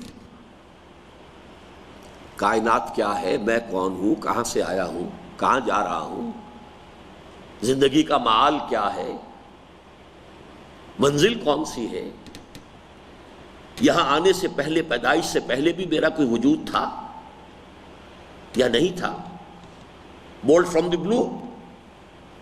اور یہ کہ موت تو سب کو معلوم ہے کہ موت پر اس زندگی کا خاتمہ ہو جائے گا، but is that the end of existence, is that the end, بس خاتمہ ہے، موت کے بعد ہمارا کوئی وجود نہیں، کوئی تسلسل نہیں۔ علم کیا ہے؟ بہرحال آنکھ دیکھتی ہے، کان سنتے ہیں، علم کے کچھ نہ کچھ چیزیں تو ہمارے سب کو معلوم ہے۔ اس کے بعد یہ بھی پتہ ہے کہ یہاں دماغ میں کچھ صلاحیتیں ہیں کہ جو انفر کرتا ہے، آرگو کرتا ہے، استنباط کرتا ہے، استدلال کرتا ہے، بس یہی کچھ علم ہے یا اس کے علاوہ بھی کوئی علم کا سورس ہے؟ اسی طرح خیر کیا ہے، شر کیا ہے، نیکی کیا ہے، بدی کیا ہے، یہ سارے سوالات ہیں فلسفیانہ، اور جب سے انسان نے شعور کی وادی میں قدم رکھا ہے ان سوالات سے گریپل کر رہا ہے، ان سوالات سے انسان جو ہے وہ دوچار رہا ہے، اس نے پوری کوشش کی ہے کوئی نہ کوئی اس کا حل نکالنے کی۔ اس حوالے سے نوٹ کر لیجئے کہ 1200 برس تاریخ انسانی کے انتہائی اہم ہیں، 600 قبل مسیح سے لے کر اور 600 بعد مسیح تک۔ جن حضرات نے فلسفے کا مطالعہ کیا اور تاریخ فلسفہ کا مطالعہ کیا، اس پر کتابیں لکھی، چاہے وہ پروفیسر شریف ہوں، اور میرے سامنے سب سے بڑی جو سب سے پہلے آئی تھی گواہی وہ پروفیسر یوسف سلیم چشتی صاحب کی، کہ یہ 1200 برس ایسے ہیں کہ سارے فلسفے جو بھی ممکن ہیں ان 1200 سالوں میں پیدا ہو چکے۔ ارسطو آ چکا، افلاطون آ چکا، سقراط آ چکا، کنفیوشس آ چکا، گوتم بدھ آ گئے، مہاویر آ گئے، زرتشت آ گئے، جو آ سکتے تھے، جو بھی اس کائنات کے اندر یوں سمجھیے کہ عقل انسانی کی جہاں تک رسائی ہو سکتی ہے علم انسانی ایس سچ فلسفیانہ مسائل میں جہاں تک پہنچ سکتا ہے، جتنے مختلف مذاہب فکر وجود میں آ سکتے ہیں وہ ان 1200 برسوں میں آ چکے۔ 600 BC سے لے کر 600 AD تک۔ مجھے آج بھی یاد ہے وہ شام جب پہلی مرتبہ یہ بات پروفیسر یوسف سلیم چشتی صاحب نے میرے مکتب میں تشریف فرما تھے، انہوں نے یہ بات کہی، ان کا ذہن ادھر منتقل نہیں ہوا تھا کہ اس کا کیا تعلق ختم نبوت سے، لیکن میں نے فوراً کہا، وہ بھی چونک گئے، میں نے کہا اس کا تو پھر بڑا گہرا تعلق جو ہے ختم نبوت سے ہے، کہ جب انسان فلسفیانہ سوچ کے اعتبار سے بلوغ کو پہنچ گیا کہ اب جو کچھ عقل انسانی سوچ سکتی تھی اس نے سوچ لیا، اس کے بعد الہدا، دی کمپلیٹ گائیڈنس، فلسفیانہ فکر کے ضمن میں آخری ہدایت نامہ نوع انسان پیاب آخری حامل او رحمت للعالمین 610 عیسوی میں، وہ 600 کہتے ہیں AD، اور 10 برس اور بھی اللہ تعالیٰ نے اس میں شامل کیے ہیں۔ 610 میں پہلی آیت اتری ہے، اقرأ بسم ربک الذی خلق خلق الانسان من علق، اور ذہن میں رکھیے ووجدک ضالا فہدی، پایا آپ کو تلاش حقیقت میں سرگرداں۔ فلسفیانہ سوچ اور احادیث میں وضاحت ہے اس کی کہ حضور کیا کرتے تھے غار حرا میں جا کر۔ حضرت عائشہ صدیقہ رضی اللہ تعالی عنہ سے بڑی طویل حدیث مروی ہے، فلما بلغ 40 سنة حبب الیہ الخلا فکان یخلو بغار حرا۔ ظاہر بات ہے حضرت عائشہ تو اس وقت پیدا بھی نہیں ہوئی تھی، یہ تو بعد میں حضور سے جو کچھ معلومات حاصل ہوئی ہیں اسی کے حوالے سے وہ ہمیں بتا رہی ہیں کہ جب آپ کی عمر شریف 40 برس کے لگ بھگ ہوئی تھی تو آپ کو خلوت گزینی یہ محبوب ہو گئی۔ اب لوگوں سے کٹ کر علیحدہ، کہیں گھر میں بھی ہیں تو علیحدہ کسی کونے کے اندر کوئی چادر اوڑھی ہوئی ہے، لیٹے ہوئے ہیں، غور و فکر میں، سوچ بچار میں ہیں، اور اس سے بھی آگے بڑھ کر کئی دن کئی راتیں مسلسل غار حرا کے اندر جو ہے یتحنس فی، غار حرا میں جاتے تھے تحنس کے لیے۔ اب تحنس کیا ہے؟ تحنس کا لفظ ہنس سے بنا ہے، ہنس کہتے ہیں گناہ کو، گناہ جھاڑنا، تحنس۔ لیکن یہ کہ حضور صلی اللہ علیہ وسلم، اول تو یہ کہ آپ کی جو زندگی ہے نہایت پاکیزہ زندگی، بلکہ جب دوسری وحی نازل ہوئی ہے سورہ نون کی ابتدائی آیات وَإِنَّكَ لَعَلَىٰ خُلُقٍ عَظِيمٍ، آپ تو پہلے ہی سے اخلاق فاضلہ اور اخلاق عالیہ کی بلندیوں پر فائز ہیں، پھر کون سی عبادت کرتے تھے؟ تو اس پر شارحین حدیث کا تقریباً اجماع ہے، کان صفت و تعبدہ فی غار حرا التفکر والاعتبار، غار حرا میں آپ کی عبادت اصل میں تفکر و اعتبار پر مشتمل تھی۔ تفکر فکر سوچ، اعتبار کسے کہتے ہیں؟ عبور کرنا، جیسے کہ آپ نے ایک کنارے سے دوسرے کنارے تک دریا کو عبور کر لیا، ایک شے کو دیکھ کر کسی اور حقیقت تک پہنچ جانا، ایک نشانی کو پا کر کسی اور حقیقت تک انسان کی رسائی ہو جائے، یہ ہے اعتبار۔ تو اعتبار اور تفکر یہ تھی آپ کی عبادت غار حرا میں، اور محسوس ہوتا ہے کہ جو بھی انسان بحیثیت انسان اپنا جو انسان کی عقل کی جو رسائی ہے اس کی بلندیوں تک حضور پہنچ چکے تھے، تب یہ پھر اب اللہ کی طرف سے وحی کا سلسلہ شروع ہوا، اقرأ بسم ربک الذی خلق۔ تو پہلی بات تو یہ سمجھیے، ہدایت کی تکمیل ہوئی محمد الرسول اللہ صلی اللہ علیہ وسلم پر۔ ہدایت اس سے پہلے بھی آ رہی ہے، لیکن یہ کہ وہ ہدایت جو انسان کی فلسفیانہ سوچ کی سطح تھی ہر دور میں، اس کے اعتبار سے آئی ہے۔ اب وہ ہدایت ایک بالغ النظر انسان کے لیے کہ جو عقل کی بلند ترین جو سطح ہو، جس کو اقبال نے کہا ہے کہ خرد کی گتھیاں سلجھا چکا میں، میرے مولا مجھے صاحب جنوں کر۔ کوئی شخص عقل کی تمام وادیوں کو عبور کر لے اور جہاں تک عقل انسانی پہنچا سکتی ہے پہنچ جائے۔ اب یہ کہ نوع انسانی اس قابل ہوئی ہے کہ وہ الہدا اس کو دے دیا جائے، اور اس کا بڑا گہرا ربط ہے حضرت مسیح کے قول کے ساتھ کہ حضرت مسیح فرماتے ہیں، انجیل میں موجود ہے، اور یہ ڈپارٹنگ آپ کا جو آخری ملاقاتیں تھیں اپنے حواریین سے، اسی کے اندر یہ بات موجود ہے کہ آپ نے کہا ابھی مجھے تم سے اور بھی بہت سی باتیں کہنی تھیں، لیکن ابھی تم ان کا تحمل نہیں کر سکو گے، وہ فارقلیز جب آئے گا تو تمہیں سب کچھ بتائے۔ یعنی یہ نہیں ہے کہ میں نہیں جانتا، میں جانتا ہوں، لیکن تم تحمل نہیں کر سکتے. وہی بات جو میں نے کہا تھا کہ پرائمری کا طالب علم ہے, پی ایچ ڈی اسے کیا پڑھائے گا آخر؟ پی ایچ ڈی اپنی جگہ پر جو بھی کچھ ہے, لیکن پرائمری کے طالب علم کو تو اس کی ذہنی سطح کے مطابق پڑھانا پڑے گا کہ ابھی مجھے تم سے اور بھی بہت سی باتیں کرنی تھیں, لیکن ابھی تم ان کا تحمل نہیں کر سکو گے. جب وہ فارقلیت, اب اس فارقلیت کے لفظ کو, اب یہ تو شیخ احمد دیدات صاحب کا موضوع ہے کہ کیسے کیسے چکر دیے, پیراکلیٹوس اور پیریکلوٹوس اور پیراکلیٹ, نہ معلوم ہر جو ایڈیشن ان کا جو جب بھی مرتب ہوتی رہی ہے, اس لیے کہ یہ جس طریقے سے حلق میں ہڈی پھنس جاتی ہے, اس طریقے سے یہ لفظ جو ہے انجیل کے ماننے والوں کے حلق میں پھنسا ہوا ہے کہ اس کا مصداق کیا ہے. در حقیقت لفظ محمد کا صحیح ترین ترجمہ ہے, لیکن یہ کہ اس کو مختلف اعتبارات سے اس کے ترجمے کیے ہیں, اس کو مختلف پھیر دیے ہیں, لیکن یہ کہ اس وقت میرا وہ موضوع نہیں ہے.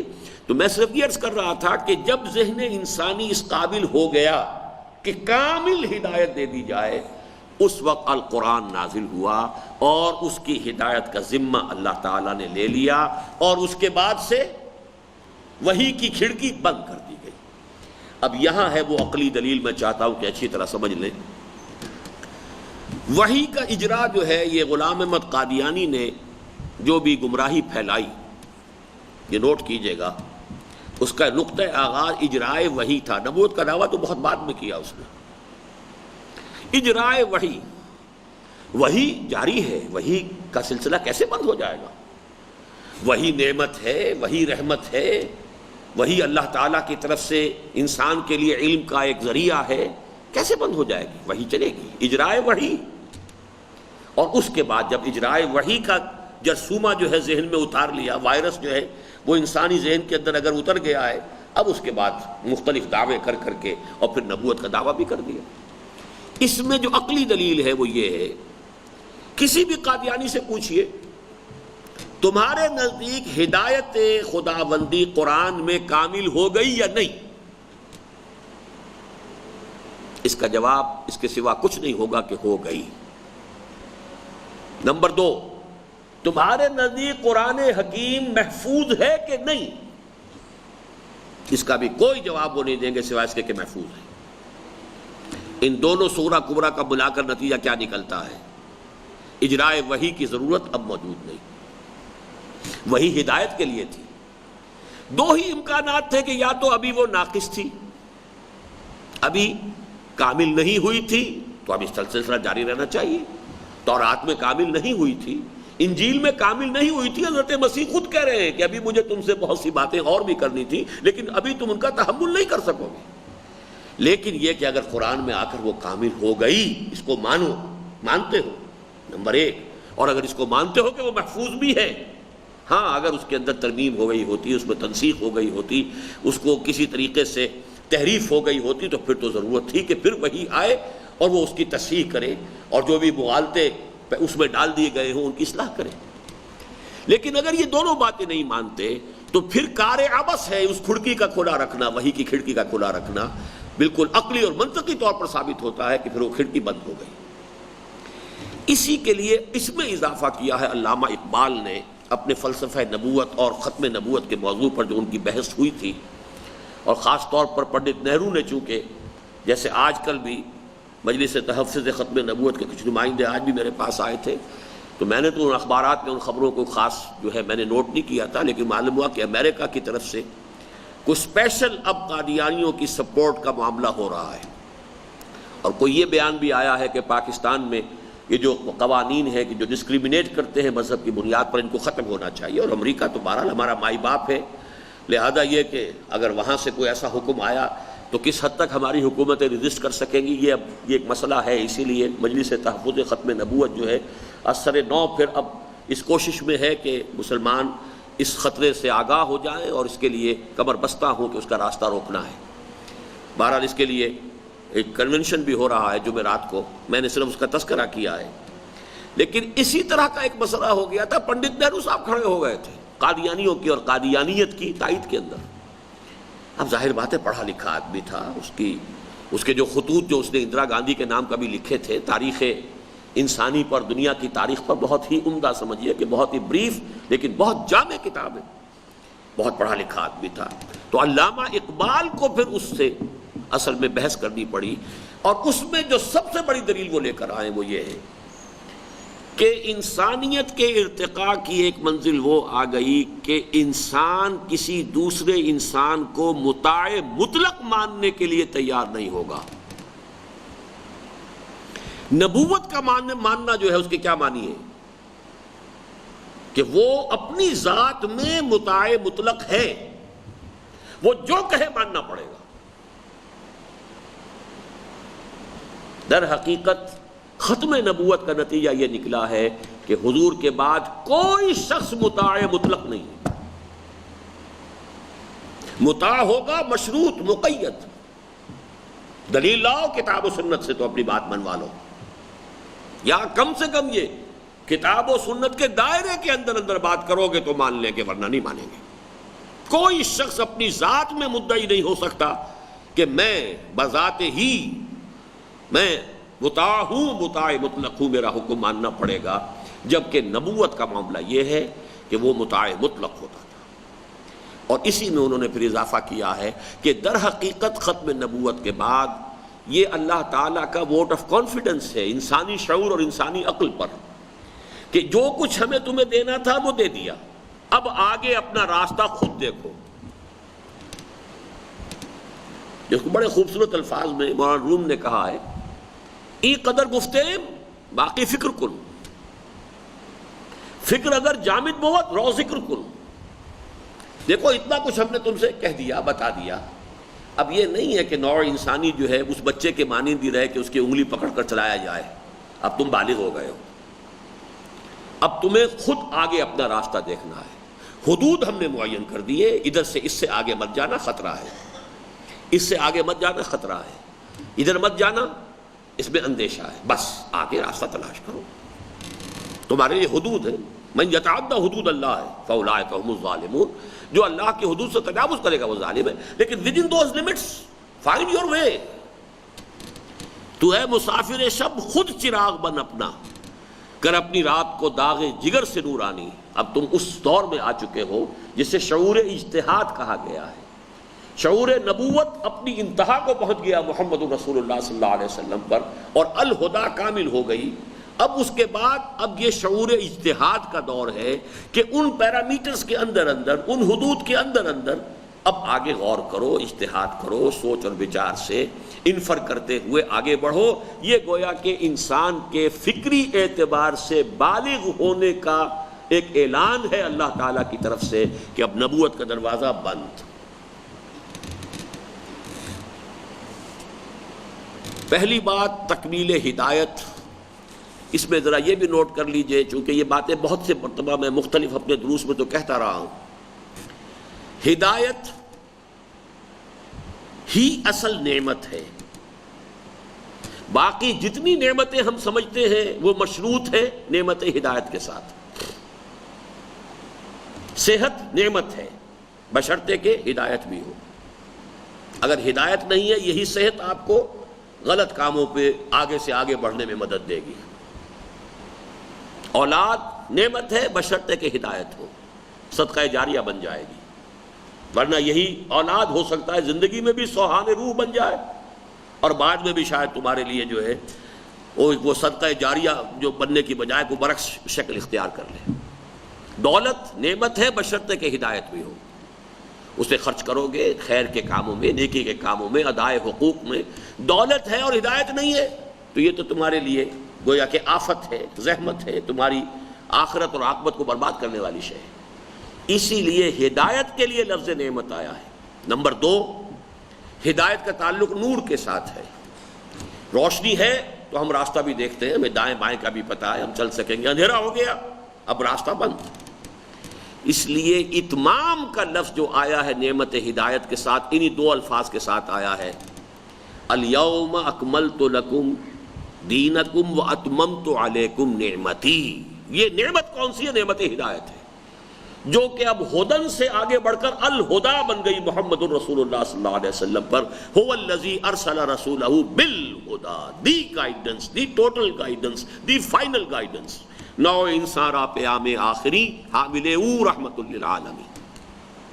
اور دوسرا لفظ جو آیا ہے نور، یریدون لیطفئوا نور اللہ بافواہہم، واللہ متم نورہ ولو کرہ الکافرون یریدون ان یطفئوا نور اللہ بافواہہم ویابی اللہ الا ان یتم نورہ ولو کرہ الکافرون. تو اتمام نور اور اتمام نعمت، الیوم اکملت لکم دینکم واتممت علیکم نعمتی ورضیت لکم الاسلام دینا. اور اس نعمت ہدایت کو کامل کرنے کے بعد اللہ نے محفوظ کر دیا، اس کی حفاظت کا ذمہ خود لے لیا. دوسرا مذہب نبوت کا دین کی تکمیل. میں نے جان بوجھ کر پہلے جو لفظ استعمال کیا تھا، کچھ احکام آئے. تورات کے لیے مشہور ہے 10 کمانڈمنٹس، اوامر نواہی، یہ کرو یہ نہ کرو، یہ کرو یہ نہ کرو، یہ کرو یہ نہ کرو، یہی ہے. اس کو آپ کہہ سکتے ہیں کہ انٹرم پیریڈ کے لیے کچھ انسٹرکشنز. دین کہتے ہیں مکمل نظام زندگی کو. مکمل نظام زندگی کب اس کی ضرورت پیش آئی؟ جبکہ انسان کا شعور عمرانی، سوشل کانشسنس جو ہے اس کی، وہ ترقی کرتے ہوئے اس مقام پر پہنچ گئی کہ ایک اجتماعی نظام اس سے انسان آشنا ہو گیا. ورنہ ابتدا ہماری کیا تھی؟ ہمارے آباء و اجداد وہ غاروں میں رہتے تھے، کوئی میونسپلٹی بھی نہیں، کوئی سڑکوں کے اوپر کوئی چراغ روشن کرنے بھی نہیں، کوئی صفائی کا معاملہ نہیں، کوئی نظام تھا ہی نہیں. عام دی منار کو فال آئی سروے، ہر شخص اپنی غار کا مالک ہے، مطلق ہے. پھر قبیلے کا ایک دور آیا، اس میں نظام پیدا ہو گیا، کچھ قوانین قواعد اب آ گئے. یہ قبیلے کا سردار ہے، اس کا حکم ماننا ہے، پسند ہو تب بھی ماننا، ناپسند ہو تب بھی ماننا ہے. یہ تمہارے قبیلے کی ریت ہے، روایت ہے، رواج ہے، تمہیں بہرحال کرنا پڑے گا، پسند ہو یا ناپسند. گویا کہ اب قدغنیں آنی شروع ہوئی. جہاں اجتماعی نظام آئے گا قدغنیں آئیں گی. پھر ایک سٹیج آئی سٹی سٹیٹس کی، شہری ریاستیں. کئی قبیلے ایک جگہ آ کر ایک شہر میں آباد ہو گئے. اس اعتبار سے مکہ مکرمہ جو ہے وہ پریمیٹو سٹیج پر تھا کہ صرف ایک قبیلے کا شہر تھا. مدینہ منورہ ایک سٹیپ فارورڈ تھا، 5 قبیلے رہتے تھے وہاں، 3 بنی اسرائیل کے اور 2 جو ہیں جو یثرب جو آ کر آباد ہوئے تھے یثرب میں، جو یمن میں جب تباہی ہوئی ہے اور جب سیل ارم آیا ہے تو اس کے بعد اوس اور خزرج وہاں سے آ کر یہاں آباد ہوئے. 5 قبیلے ایک شہر میں آباد ہیں. اب ظاہر بات ہے کہ ہر قبیلے کا اپنا ایک نظام ہے، اپنا ایک سردار ہے، لیکن ان قبیلوں کے مابین انٹریکشن جو ہوگا تو اس میں کوئی نہ کوئی قواعد و ضوابط ہوں گے. یہاں سے دستور کا آغاز ہوا اور بڑا عجیب دستور تھا مدینے کے اندر. خون کھولتا ہوگا اوسی نوجوان کا. اوس کا قبیلہ چھوٹا تھا، خزرج کا بڑا تھا، طاقتور تھا. ان کے ہاں یہ طے تھا کہ اگر اوسی قتل کر دے خزرجی کو تو 3 گنا زیادہ اسے خون بہا دینا پڑے گا، اور اگر خزرجی قتل کر دے اوسی کو تو اس کا 1/3 گویا کہ دینا پڑے گا. تو گویا کہ ایک اوسی شخص کی قیمت ایک خزرجی انسان کی قیمت جو ہے اس کے مقابلے میں جان کی قیمت جو ہے وہ ایک تہائی ہے. اب غیرت مند اور جوان اور بہادر نوجوانوں کا خون کھولتا ہوگا کہ نہیں، لیکن کیا کریں، مجبوری. قبیلے نے طے کر لیا ہے، معاملہ جو ہے اوس کے اور خزرج کے قبیلے کے جو سردار ہیں ان کے مابین طے ہو چکا ہے. اس کے بعد دور آیا ہے جس کو ایمپائرز آپ کہتے ہیں، دی رومن امپائر، دی ایرانین امپائر. جب اور وہ جاگیرداری کسان ہے، اس کا خون پسینہ ایک ہو رہا ہے، لیکن فصل میں سے آ کر جاگیردار لائنس شیئر وہ لے گیا ہے، اس میں سے کچھ اپنے پاس رکھا ہے، کوئی بادشاہ کے ہاں بھیج دیا ہے. اب وہاں پر محل آباد ہو رہے ہیں، بڑی بڑی فصیلوں والے قلعے جو ہیں وہ تعمیر ہو رہے ہیں، اسٹینڈنگ آرمیز ہیں. کسان ذرا سر اٹھائے گا تو کچلنے کے لیے فوجیں آ جائیں گی. دستکار ہے بیچارہ، وہ کپڑا بن رہا ہے کرگے کے اوپر بیٹھا ہوا، ہیوی ٹیکسز اس کے اوپر لگا دیے گئے تاکہ عیاشیاں جو ہیں اس کے لیے پیسہ ملے. یہ دور تھا جب کہ اجتماعی نظام جو ہے اس کی گرفت انسان کے اوپر اتنی سخت ہو گئی تھی. اور ظاہر بات ہے کہ جب اجتماعی نظام کی گرفت ہوگی تو ذرا سا عدم توازن، ذرا سا ٹیڑھ، وہ بدترین ایکسپلائٹیشن کی شکل اختیار کر لے گا. اب گویا کہ ضرورت تھی ایک مکمل نظام زندگی کی جس میں توازن ہو، اعتدال ہو، عدل ہو، انصاف ہو، قسط ہو، حقوق اور فرائض کے مابین توازن کاملہ موجود ہو.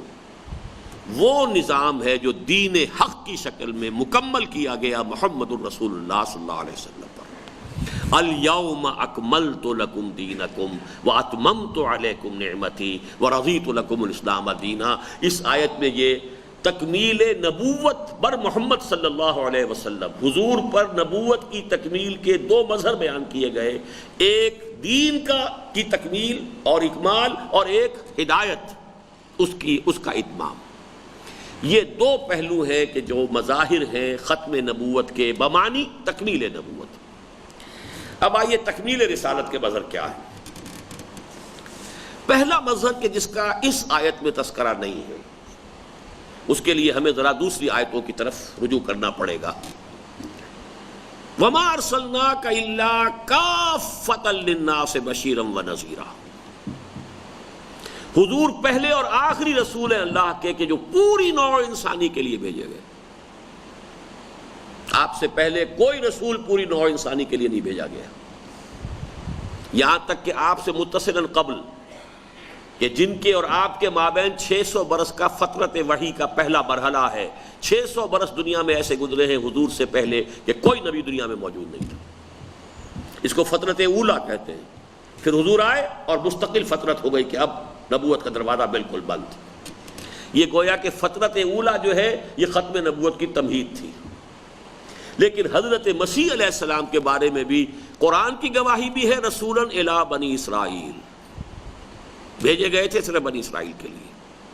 اور اللہ کا شکر ہے بائبل میں تاحال یہ گواہی موجود ہے کہ میں صرف اسرائیل کے گھرانے کی کھوئی ہوئی بھیڑوں کی تلاش میں آیا ہوں۔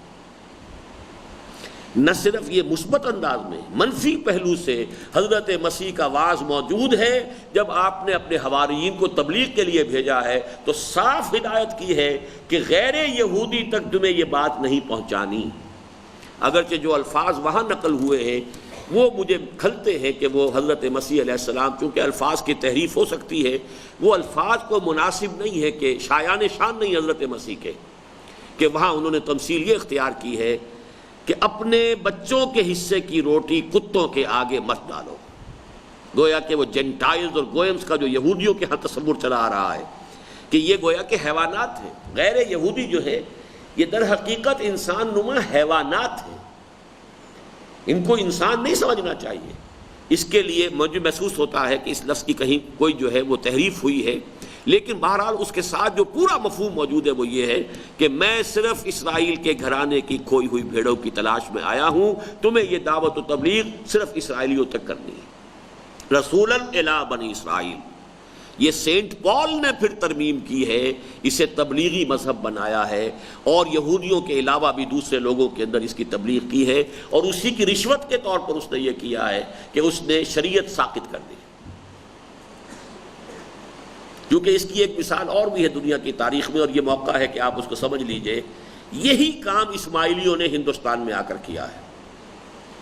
اسماعیلیوں نے جب یہاں تبلیغ کی ہندوستان میں، اور خاص طور پر یہ گجرات کاٹھیا واڑ کا علاقہ جو ہے، یہ علاقہ چونکہ یہاں کے لوگ کاروباری بڑے پرانے تھے، اور یہاں سے بحری جو ہے تجارت کا سلسلہ بہت قدیم زمانے سے چلا آ رہا ہے، یہاں یہ آئے اور یہاں انہوں نے ہندوؤں کو یہ رشوت دی، اگر تم اسماعیلی ہو جاؤ تو پہلی بات تو یہ ہے کہ ہم تمہارے جو 9 اوتار پہلے جنہیں تم مانتے ہو انہیں ہم بھی مان لیتے ہیں، البتہ تم 10ویں اوتار کی حیثیت سے حضرت علی کو مان لو۔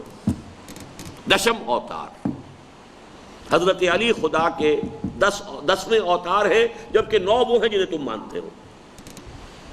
دوسری رشوت یہ ہے کہ تمہارے لیے شریعت نہیں ہوگی، 5 وقت کی نماز پڑھنا، رمضان کے روزے رکھنا، وہ جون اور جولائی کے اور مئی کے بھی ہو سکتے ہیں، زکوٰۃ دینا نہیں، شریعت نہیں، شریعت ساقط۔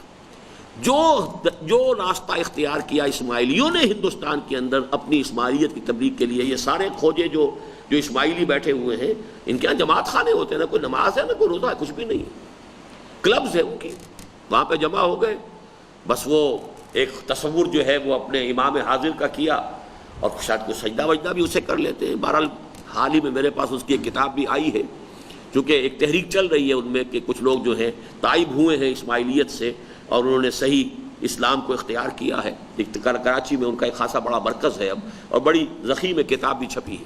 بہرحال میں نے صرف اس وقت یہ بتانا تھا کہ جو سینٹ پال نے کیا تھا کہ جینٹائلز کو عیسائی بنانے کے لیے صرف یہ بات ضروری تھی کہ حضرت عیسیٰ کو مان لیں بس، باقی نہ کوئی شریعت، نہ کوئی حلال، نہ کوئی حرام، نہ کوئی فرض، نہ کچھ نہیں، شریعت ساقط، اور جینٹائلز جو ہے ان کی طرف اپنا دائرہ تبلیغ وسیع کر دیا، ورنہ حضرت مسیح علیہ السلام صرف بنی اسرائیل کے لیے آئے تھے۔ نوٹ کر لیجئے کہ حضور پہلے اور آخری رسول ہیں اللہ کے کہ جن کو پوری نوع انسانی کے لیے بھیجا گیا، اور یہ مفہوم قرآن مجید میں 5 مرتبہ آیا ہے، سب سے زیادہ سری الفاظ یہ بھی آیا، یا ایھا الناس انی رسول اللہ الیکم جمیعا، میں تم سب کی طرف اللہ کا رسول بن کر آیا ہوں۔ تو مختلف آیات ہیں، لیکن یہ کہ سب سے سری یہ ہے وما ارسلناک الا کافۃ للناس بشیرا ونذیرا، ہم نے نہیں بھیجا ہے آپ کو مگر تمام انسانوں کے لیے بشیر و نذیر بنا کر۔ اب اس کا تعلق کس چیز کے ساتھ ہے اسے بھی سمجھتے جائیے۔ الہدیٰ مکمل ہوئی کس اعتبار سے کہ انسان کا فلسفیانہ شعور بالغ ہو گیا، پختہ ہو گیا، اس قابل ہو گیا کہ وہ فلسفیانہ ہدایت کاملہ کو ریسیو کر سکے۔ دین قابل کیا گیا کس اعتبار سے کہ عمرانی شعور، سوشل کانشسنس، سوشل سسٹم، اجتماعی نظام اب اس سطح تک پہنچ گیا ہے کہ نظام اجتماعیت جو ہے، نظام اجتماعی، اس کی گرفت جو ہے پوری طریقے سے افراد کو اس نے اپنے شکنجے میں لے لیا ہے۔ اب ضرورت ہے کہ مکمل دین دیا جائے، اور رسالت جو ہے آفاقی اس لیے اب ممکن ہوئی کہ اب انسان کا علم جو ہے ٹیکنالوجی کا، سائنس کا، ٹیکنالوجی کا ترقی کرتے کرتے وہاں پہنچ گیا ہے کہ اب ذرائع رسل و رسائل، مینز آف کمیونیکیشن اتنے بڑھ گئے ہیں کہ ایک دعوت پر پوری نوع انسانی کو جمع کیا جا سکتا ہے، جبکہ اس سے پہلے فزیکلی امپاسبل تھا۔ تمام انسانوں تک ایک دعوت کیسے پہنچ جاتی ہے جبکہ ابھی انسانوں کے ذرائع رسل و رسائل نہیں ہے؟ انسان تو اپنے اپنے چھوٹے چھوٹے علاقوں کے اندر بند پڑے ہوئے ہیں۔ محمد رسول اللہ صلی اللہ علیہ وسلم کو یہ گویا کہ تیسرا پہلو ہے ارتقاء کا، کہ انسان کا وہ علم، وہ جو انسانی علم ہے، جو ایکوائرڈ نالج ہے، جس کو ہم سائنس کے نام سے جانتے ہیں، وہ فزیکل نالج جو ہے، فزیکل سائنسز کا علم، اور اس کے ساتھ ٹیکنالوجی وہ بڑھتے ہوئے یہاں آ گئی ہے کہ ایک داعی کی دعوت پر پوری نوع انسانی جمع ہو سکتی ہے۔ لہذا اب عالمی رسالت صلی اللہ علیہ وسلم کا آغاز ہو گیا۔ دوسرا مظہر کیا ہے؟ رسالت کا بنیادی مقصد یہ ہے کہ پیغام پہنچا دیا جائے، بس۔ آپ نے قرآن مجید میں بار بار یہ آیت پڑھی ہوگی، وما علی رسولنا الا البلاغ المبین، ہمارے رسول پر سوائے صاف صاف پہنچا دینے کی کوئی ذمہ داری نہیں۔ وما علینا الا البلاغ، نہیں ہے ہمارے ذمے کوئی شے مگر پہنچا دینا۔ یہ ہے بنیادی مقصد۔ میں نے پیغام آپ تک پہنچا دیا، اب آپ جانیں، آپ کا رب جانے، وہ آپ سے حساب لے لے گا۔ لیکن اس رسالت کے تصور میں جو اس کا نقطہ عروج ہے وہ کیا ہے؟ جو نظام زندگی دے کر محمد بھیجے گئے صلی اللہ علیہ وسلم صرف پہنچا نہ دے، صرف اس کی تعلیم نہ دے دیں، اسے قائم کر کے دکھائیں، اس کا نمونہ دکھائیں۔ لِيُظْهِرَهُ عَلَى الدِّينِ كُلِّهِ، اس لیے کہ بصورت دیگر انسان بڑا عیار ہے، عقل عیار ہے، 100 بھیس بنا لیتی ہے۔ اس کے پاس بہت سے عذر ہو سکتے تھے کہ صاحب تعلیم تو بڑی عمدہ ہے لیکن یہ تو پریکٹیکیبل نہیں ہے، یہ شاعری معلوم ہوتی ہے، یہ تو یوٹوپیا ہے، کیا کہہ رہے ہیں آپ؟ سید الناس خادمہم، لوگوں کا سید القوم خادمہم، قوم کا سردار خادم ہوتا ہے، کیا کہہ رہے ہیں آپ؟ یہ انہونی بات ہے، کیسے ہوگا؟ لیکن یہ کہ کر کے دکھا، لِيُظْهِرَهُ عَلَى الدِّينِ كُلِّهِ۔ دیکھیے هُوَ الَّذِي، میں نے کہا تھا تکمیل نبوت کی اہم ترین آیت قرآن مجید کی یہ ہے، یا وہ الْيَوْمَ أَكْمَلْتُ لَكُمْ دِينَكُمْ وَأَتْمَمْتُ عَلَيْكُمْ نِعْمَتِي وَرَضِيتُ لَكُمُ الْإِسْلَامَ دِينًا، یا يُرِيدُونَ لِيُطْفِئُوا نُورَ اللَّهِ بِأَفْوَاهِهِمْ وَاللَّهُ مُتِمُّ نُورِهِ وَلَوْ كَرِهَ الْكَافِرُونَ۔ هُوَ الَّذِي أَرْسَلَ رَسُولَهُ بِالْهُدَى وَدِينِ الْحَقِّ، الہدا مکمل، ہدایت کاملہ، دین حق مکمل نظام زندگی۔ اس کے بعد اب تیسری بات آئی تاکہ غالب کریں، اسے قائم کریں۔ دین تو وہی ہوتا ہے جو غالب ہو، مغلوب ہوگا تو مذہب بن جائے گا، نماز روزہ کرتے رہو۔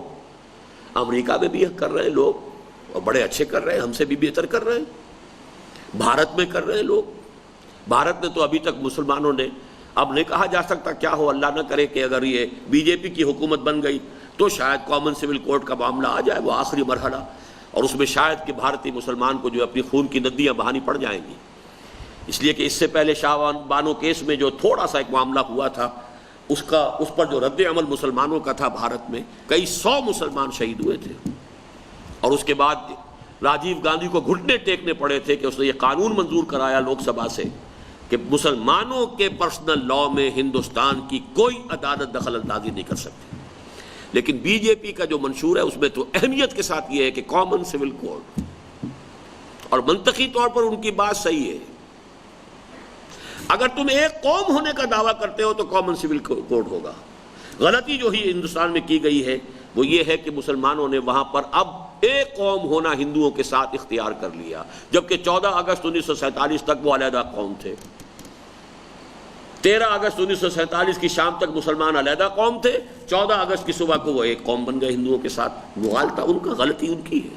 جب قوم ایک ہے تو 2 سول کوڈ کیسے؟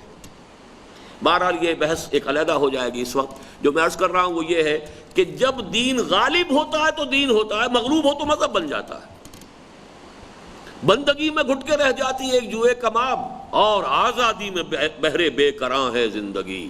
دین غالب ہو تو پورے نظام زندگی کے اوپر اس کا غلبہ ہے، اور دین مغلوب ہو گیا تو اب وہ مسجدوں تک محدود ہے، یا بہت تیر ماریں گے شادی بیاہ تک محدود ہو جائے گا، عیدین تک اور کچھ جمعے کی نماز تک محدود ہو جائے گا۔ اللہ اللہ خیر صلی اللہ۔ باقی امریکہ میں تو شادی بیاہ کا معاملہ بھی اب ہمارے اختیار میں نہیں ہے، جو جا کے وہاں آباد ہو گئے وہ تو وہی جو ان کا سول کوڈ ہے وہ سب کے لیے ایک ہے، چاہے عیسائی ہوں چاہے مسلمان ہوں۔ پرسنل لاء جو ہے وہ اس کی آزادی وہاں حاصل نہیں۔ لیکن یہ کہ دین کو غالب کر کے دکھاؤ، اس کا نمونہ دکھاؤ، اس کو ثابت کرو کہ پریکٹیکیبل ہے، یہ انہونی شے نہیں ہے، یہ شاعری نہیں ہے، یہ یوٹوپیا نہیں ہے، یہ خیالی جنت نہیں ہے، بلکہ واقعہ بن سکتا ہے۔ اور واقعہ یہ ہے کہ محمد الرسول اللہ صلی اللہ علیہ وسلم پر تکمیل رسالت کا اہم ترین مظہر یہ ہے کہ آپ نے قائم کر کے دکھایا۔ قیام نظام خلافت، اللہ کی حکومت کا قیام، اور اللہ کی حکومت کے معنی کیا ہیں؟ حکومت اللہ کی، خلافت اللہ کے وفادار مسلمانوں کی۔ یہ نظام قائم کر کے محمد الرسول اللہ نے دکھایا، اور اس کا سب سے بڑا مظہر یہ ہے کس طریقے سے، یوں سمجھیے کہ انسانی ضمیر پر اور اس کی یادداشت کے اوپر ثبت ہے۔ یہ ثبتست بر جرید عالم دوام ماں، یہ اتمام حجت ثبت ہے انسان کے ضمیر پر اور یادداشت پر، کہ گاندھی کو بھی کہنا پڑا 1937 میں جب پہلی وزارتیں بنی ہندوستان کے اندر، اور تقریباً تمام صوبوں کے اندر کانگریس کی وزارتیں بنی، ہریجن میں اس نے مقالہ لکھا کہ میں آپ لوگوں کے سامنے حضرت ابو بکر اور حضرت عمر کی مثال پیش کرتا ہوں، ٹرائی ٹو فالو دیم۔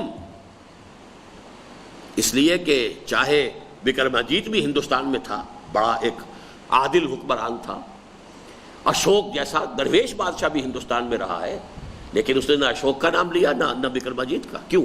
اس لیے کہ وہ بادشاہ تھے، اور بادشاہت کا دور گیا دور سرمایہ داری گیا، اور تماشا دکھا کر مداری گیا۔ بادشاہوں کے لیے کوئی زمانہ نہیں۔ اب تو وہ چاہیے کہ جو عوام میں سے ابھرے اور وہ ان کے خادم بن کر دکھائیں۔ اس کی مثال تو ظاہر بات ہے کہ دنیا کے اندر سوائے ابو بکر اور عمر رضی اللہ تعالیٰ عنہما کے کہ وہ سب سے نمایاں ہے، اگرچہ حضرت عثمان حضرت کا معاملہ یہ ہو گیا کہ ان کا پورا دور خلافت جو ہے وہ باہمی خانہ جنگی کی نظر ہو گیا، اس لیے زیادہ 3 کو ذہن میں رکھنا چاہیے، لیکن زیادہ مشہور حضرت ابو بکر حضرت عثمان اور حضرت عمر علی، میرے نزدیک حضرت عثمان کے بھی 10 برس بالکل اسی شان کے ہیں جس شان کے حضرت عمر کے 10 برس ہیں، اس لیے کہ حضرت ابو بکر کے 2.25 سال، حضرت عمر کے 10 سال، حضرت عثمان کے 12 سال ہیں۔ ان 12 سالوں میں وہی تقسیم ہے۔ حضرت ابو بکر کے دور خلافت میں بھی چونکہ آپ کو معلوم ہے کہ بغاوتیں بھی ہوئیں، نئے نبوت کے دعوے دار وہ دجالون کذابون بھی کھڑے ہو گئے، اور جو وہ بھی تھے کہ جنہوں نے زکوٰۃ دینے سے انکار کیا، تو اس میں بھی جس کو کہتے ہیں سیٹلڈ ایک نظام پورے طریقے سے، جس کے لیے میں الفاظ استعمال کرتا ہوں للین بلوم، جب پھول پورا کھل کر نظر آئے تو وہ حضرت عمر کا ہے، کیونکہ حضرت ابو بکر رضی اللہ تعالیٰ عنہ کے دور میں بھی وہ جو کاؤنٹر ریولوشنری موومنٹس تھیں ان کے ساتھ ہی پنجہ آزمائی میں پوری کی پوری توجہ صرف ہوئی ہے۔ نظام نے جو شکل اختیار کی ہے للی ان بلوم، وہ حضرت عمر کا دور ہے، لیکن بعین ہی 10 برس حضرت عثمان رضی اللہ تعالیٰ عنہ کے بھی اسی شان کے ہیں۔ بدقسمتی سے بہت سے سنی مسلمان بھی اہل تشیع کا جو غلط ایک پروپیگنڈا ہے اس کے زیر اثر وہ بھی اس سے ناواقف ہے کہ حضرت عمر کے 10 برس حضرت عثمان کے 10 برس بال برابر فرق نہیں۔ ہاں آخری 2 سال حضرت عثمان کے بھی وہ باہمی جو خلفشار شروع ہو گیا، عبداللہ ابن سبا یہودی جس نے بالکل سینٹ پال کا کردار ادا کیا ہے، جو کچھ کیا تھا پال نے یہودی عیسائیت کے ساتھ، حضرت مسیح کے دین کے ساتھ، بعین ہی وہی عبداللہ ابن سبا نے کیا ہے حضرت محمد صلی اللہ علیہ وسلم کے دین کے ساتھ۔ وہ جب سلسلہ آیا ہے تو اندرونی خلفشار ہوا، ورنہ 10 برس حضرت عمر کے اور 10 برس حضرت عثمان کے بالکل ایک۔ اس وقت میں یہ کہہ رہا تھا کہ اگر یہ تاریخی حقیقت نہ ہوتی، ایچ جی ویلز کو کہنا پڑا کہ اگرچہ انسانی حریت و اخوت و مساوات کے دنیا میں واش تو پہلے بھی بہت کہے گئے تھے، لیکن یہ ماننا پڑتا ہے کہ ان اصولوں پر ایک نظام تاریخ انسانی میں پہلی مرتبہ محمد نے قائم کیا صلی اللہ علیہ وسلم۔ یہ گواہی کیسے ملتی؟ یہ گواہی تو اس طور سے ملی ہے کہ اس نظام کو قائم کر کے دکھایا ہے، اور یہ عظیم ترین مظہر ہے نبی اکرم صلی اللہ علیہ وسلم پر رسالت کے تکمیل کا۔ دین کا کامل ہو جانا یہ تو اللہ کی طرف سے ہوا، اس اعتبار سے اس کو میں نے گنا ہے مظاہر تکمیل نبوت میں۔ الہدا کامل، دین کامل، یہ 2 مظہر ہیں تکمیل نبوت کے، اور تکمیل رسالت کا پہلا مظہر عالمی نبوت، آفاقی رسالت۔ نمبر 2 صرف پہنچایا نہیں، قائم کر کے دکھایا۔ اور اسی کا میں تیسرا پہلو جو آخری 5واں جو بیان کرنا چاہتا ہوں اس کو اچھی طرح سمجھ لیجئے۔ یہ حجت ہے مجھ پر اور آپ پر، اور یہیں سے ہمارا کل کے گفتگو کا اصل موضوع شروع ہو جائے گا۔ حضور نے یہ کام کر کے دکھایا ہے خالص انسانی جد و جہد کے نتیجے میں۔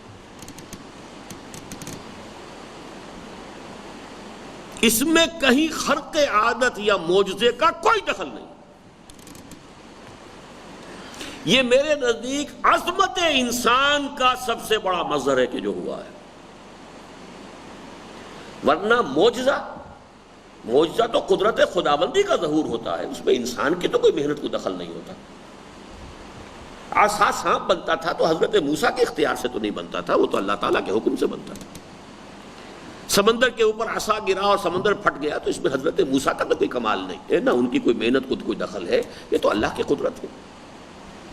عصا کی ایک ضرب سے 12 چشمے پھوٹ گئے، یہ تو اس میں تو ظاہر بات ہے کسی انسان کی کوئی محنت نہیں، کوئی کوشش نہیں، یہ اللہ کا کمال ہے۔ من و سلوہ نازل ہو گیا ہے اللہ تعالیٰ کی طرف سے، اس کی قدرت ہے۔ لیکن آپ دیکھیے حضور کی پوری جد و جہد کم سے کم 20 برس ذہن میں رکھیے، میں بڑے دعوے کے ساتھ کہہ رہا ہوں کسی معجزے کو کوئی دخل نہیں، اس میں کوئی زیادہ مغالطہ نہ ہو جائے۔ پہلی بات تو یہ سمجھ لیجئے حضور کا معجزہ صرف قرآن ہے، اور چونکہ یہ کام دوبارہ کروانا ہے قرآن کو محفوظ کر دیا ہے، یہ بھی اس کا تیسرا پہلو سمجھیے۔ وہ معجزہ کہ جو آج بھی میرے پاس موجود ہے اور آپ کے پاس موجود ہے، یہ دوسری بات ہے کہ ہم اس کا استعمال جانتے نہ ہوں، ہم نے اسے ڈال دیا پیٹھ پیچھے، جس کی بہترین تمثیل وہ ہے کہ حضرت موسیٰ بھی ایک دفعہ تو گھبرا گئے تھے جب بڑے دعوے کے ساتھ آپ نے اپنا معجزہ پیش کیا ہے اور اس کے مقابلے کو آپ نے جو ہے تسلیم کیا ہے، اور پھر جب جادوگر آ گئے انہوں نے اپنی رسیاں پھینکی اور چھڑیاں پھینکی، وہ بھی سانپ بن گئے۔ فَأَوْجَسَ فِي نَفْسِهِ خِیفَةً موسیٰ ڈر گئے، آخر بشر تھے، انسان تھے، بشریت جو ہے منفک نہیں ہو جایا کرتی نبوت سے، بشریت تو موجود رہتی ہے، ڈر گئے۔ ڈرنا کس بات سے تھا کہ لوگ کیا کہیں گے، ٹھٹ کے ٹھٹ لگے ہوئے ہیں۔ خود دعویٰ کر کے کہا تھا یوم الزینہ، تمہارے تہوار کا جو دن ہے اس دن ہونا چاہیے، اور لوگوں کو جمع کر لو تاکہ سب لوگوں کے سامنے حقیقت واضح ہو جائے۔ یہ تو خود کہہ کر کروایا ہے، اب لوگ کیا کہیں گے، یہ تالی پٹ جائے گی۔ بس یہی معجزہ تمہارا تھا نا کہ لاٹھی جو ہے وہ سانپ بن گئی، تو انہوں نے دکھا دیا، ان کی چھڑیے اور ان کے جو رسیاں تھیں وہ بھی سانپ بن گئے۔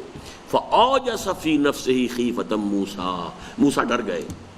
اس پر اللہ نے کہا الق ما فی یدک، الق عصاک، موسیٰ کہ مت گھبراؤ، لا تخف، مت ڈرو، ذرا ڈال کے دیکھو تو صحیح جو تمہارے ہاتھ میں ہے۔ وہ جب پھینکا ہے تو اس نے سارے جتنے بھی سانپ بنے تھے ان سب کو ہڑپ کر لیا۔ وَأُلْقِيَ السَّحَرَةُ سَاجِدِينَ، بہت اہم نکتہ ہے، نوٹ کر لیجئے۔ عام لوگ نہیں سمجھ سکے کہ یہ مسئلہ کیا ہے، جادوگر سمجھ گئے کہ یہ جادو نہیں ہے، اس لیے کہ اصل میں ہر فن کا ماہر جانتا ہے کہ میرے اس فن کی لمٹ کیا ہے، کہاں تک یہ جا سکتا ہے، کہاں تک نہیں جا سکتا۔ ٹاپ فزسسٹ جو ہے آج کا، وہ جانتا ہے کہ فزکس آج کی کہاں تک پہنچ گئی ہے اور اس سے آگے اس کی رسائی نہیں ہے۔ ہو سکتا ہے 100 برس کے بعد رسائی ہو جائے، لیکن آج تک جو فزکس کی رسائی ہے، آج تک جو ہماری ٹیکنالوجی کی رسائی ہے، وہ کہاں تک ہے، یہ تو جو ٹاپ کے لوگ ہیں وہی جانتے ہیں نا، عام لوگوں کو کیا پتا۔ عام لوگوں کو تو زیادہ یہی نظر آیا ہوگا کہ یہ چھوٹے جادوگر، یہ بڑا جادوگر، بس اللہ خیر صلی اللہ، اس کے سانپ نے ان کے سانپوں کو نگل لیا، یہ بڑا جادوگر، یہ چھوٹے جادوگر۔ لیکن جادوگر جانتے تھے کہ یہ دس از بیونڈ میجک، یہ کوئی اور شے ہے۔ القی السحرۃ ساجدین، سارے کے سارے جادوگر جو ہیں وہ سجدے میں گر گئے۔ آمنا برب موسیٰ و ہارون، ہم ایمان لے آئے۔ تو جان لیجئے کہ حضور صلی اللہ علیہ وسلم کا اس معنی میں معجزہ صرف ایک ہے، وہ قرآن ہے کہ جس میں دعوے کے ساتھ چیلنج کی شکل میں پیش کیا گیا ہے۔ وَإِن كُنتُمْ فِي رَيْبٍ مِّمَّا نَزَّلْنَا عَلَىٰ عَبْدِنَا فَأْتُوا بِسُورَةٍ مِّن مِّثْلِهِ وَادْعُوا شُهَدَاءَكُم مِّن دُونِ اللَّهِ إِن كُنتُمْ صَادِقِينَ فَإِن لَّمْ تَفْعَلُوا وَلَن تَفْعَلُوا فَاتَّقُوا النَّارَ الَّتِي وَقُودُهَا النَّاسُ وَالْحِجَارَةُ۔ یہ دعویٰ ہے، تو رسول کا معجزہ وہی ہوتا ہے جو دعوے کے ساتھ پیش کرے، اور حضور کا اصل معجزہ جو دعوے کے ساتھ پیش ہوا وہ صرف قرآن ہے۔ ایک یہ بات سمجھ لیجئے، دوسری بات یہ سمجھ لیجئے، خرق عادت حضور کی حیات طیبہ میں اور بھی بہت سے ہیں۔ کھانے والے بہت ہیں، کھانا تھوڑا ہے۔ حضور صلی اللہ علیہ وسلم نے آپ کے دستے مبارک سے آپ نے تقسیم شروع کیا، سب سیر ہو گئے۔ پانی کسی موقع پر بہت کم ہے، لیکن سب نے اس کو استعمال کیا، پانی ختم نہیں ہے۔ یہ واقعات ہوئے ہیں، ان کو میں شمار کرتا ہوں کہ جیسے اولیاء اللہ کی کرامات ہیں، یہ اس درجے کی چیزیں ہیں کہ جو بہت بلند ہیں۔ ظاہر بات ہے کہ نبی کا معاملہ بہت اونچا ہے، لیکن میں اپنی دلیل، اپنے موقع پہ جو دلیل لا رہا ہوں اب اس کو سنیے۔ آپ کی عملی جد و جہد میں جب بھی کوئی سخت مرحلہ آیا ہے، ایسی کوئی بات نہیں ہوئی۔ چنانچہ شیب بنی ہاشم شدید ترین مرحلہ ہے مکی دور کا، مقاطعہ ہے، محاصرہ ہے، گھاٹی کے اندر حضور صلی اللہ علیہ وسلم اور بنو ہاشم سب کے سب محصور ہو گئے ہیں، کچھ کھانے پینے کی چیزیں تو نہیں آ رہی ہے۔ اس موقع پر من و سلوہ نازل ہوتا تو ہم مانتے، نہیں ہوا۔ ویسے یہ کہ حضور کی کرامت، جیسے کہ شق القمر کا معاملہ ہے، وہ بھی کوئی دعوے کے ساتھ بات نہیں تھی، خرق عادت کا ہو جانا اور بات ہے، لیکن یہ کہ حضور کی جد و جہد کے کٹھن ترین مراحل میں کوئی ایسی بات نہیں ہو رہی ہے۔ نہ شیب بنی ہاشم میں من و سلوہ نازل ہوا، نہ ہی جسے کہا گیا ہے جیش عسرہ، جو شدید ترین، جو سخت ترین دور مسلمانوں پر آیا ہے، غزوہ تبوک، طویل ترین سفر، شدید گرمی، رسد کی کمی، ایسا وقت بھی آیا ہے کہ 3 مجاہدوں کے لیے ایک دن کا راشن 1 کھجور، پہلے کسی نے اپنے منہ میں رکھی، کچھ دیر چوسی اور پھر دوسرے کو دے دی، دوسرے نے کچھ دیر رکھی چوسی پھر تیسرے کو دے دی، اور یہ 24 گھنٹے کا راشن ہے۔ من و سلوہ نازل نہیں ہوا، ورنہ من و سلوہ نازل ہونا چاہیے تھا، اور اگر ان کے لیے غمام آ گیا تھا، ان کے جب سفر کر رہے تھے یہ بنی اسرائیل، تو ان کے اوپر جو ہے ابر کا سائبان چلا آ رہا ہے، حضور صلی اللہ علیہ وسلم اور صحابہ پر تو نہیں آیا۔ غزوہ احزاب کے موقع پر من و سلوہ کیوں نازل نہیں ہوا؟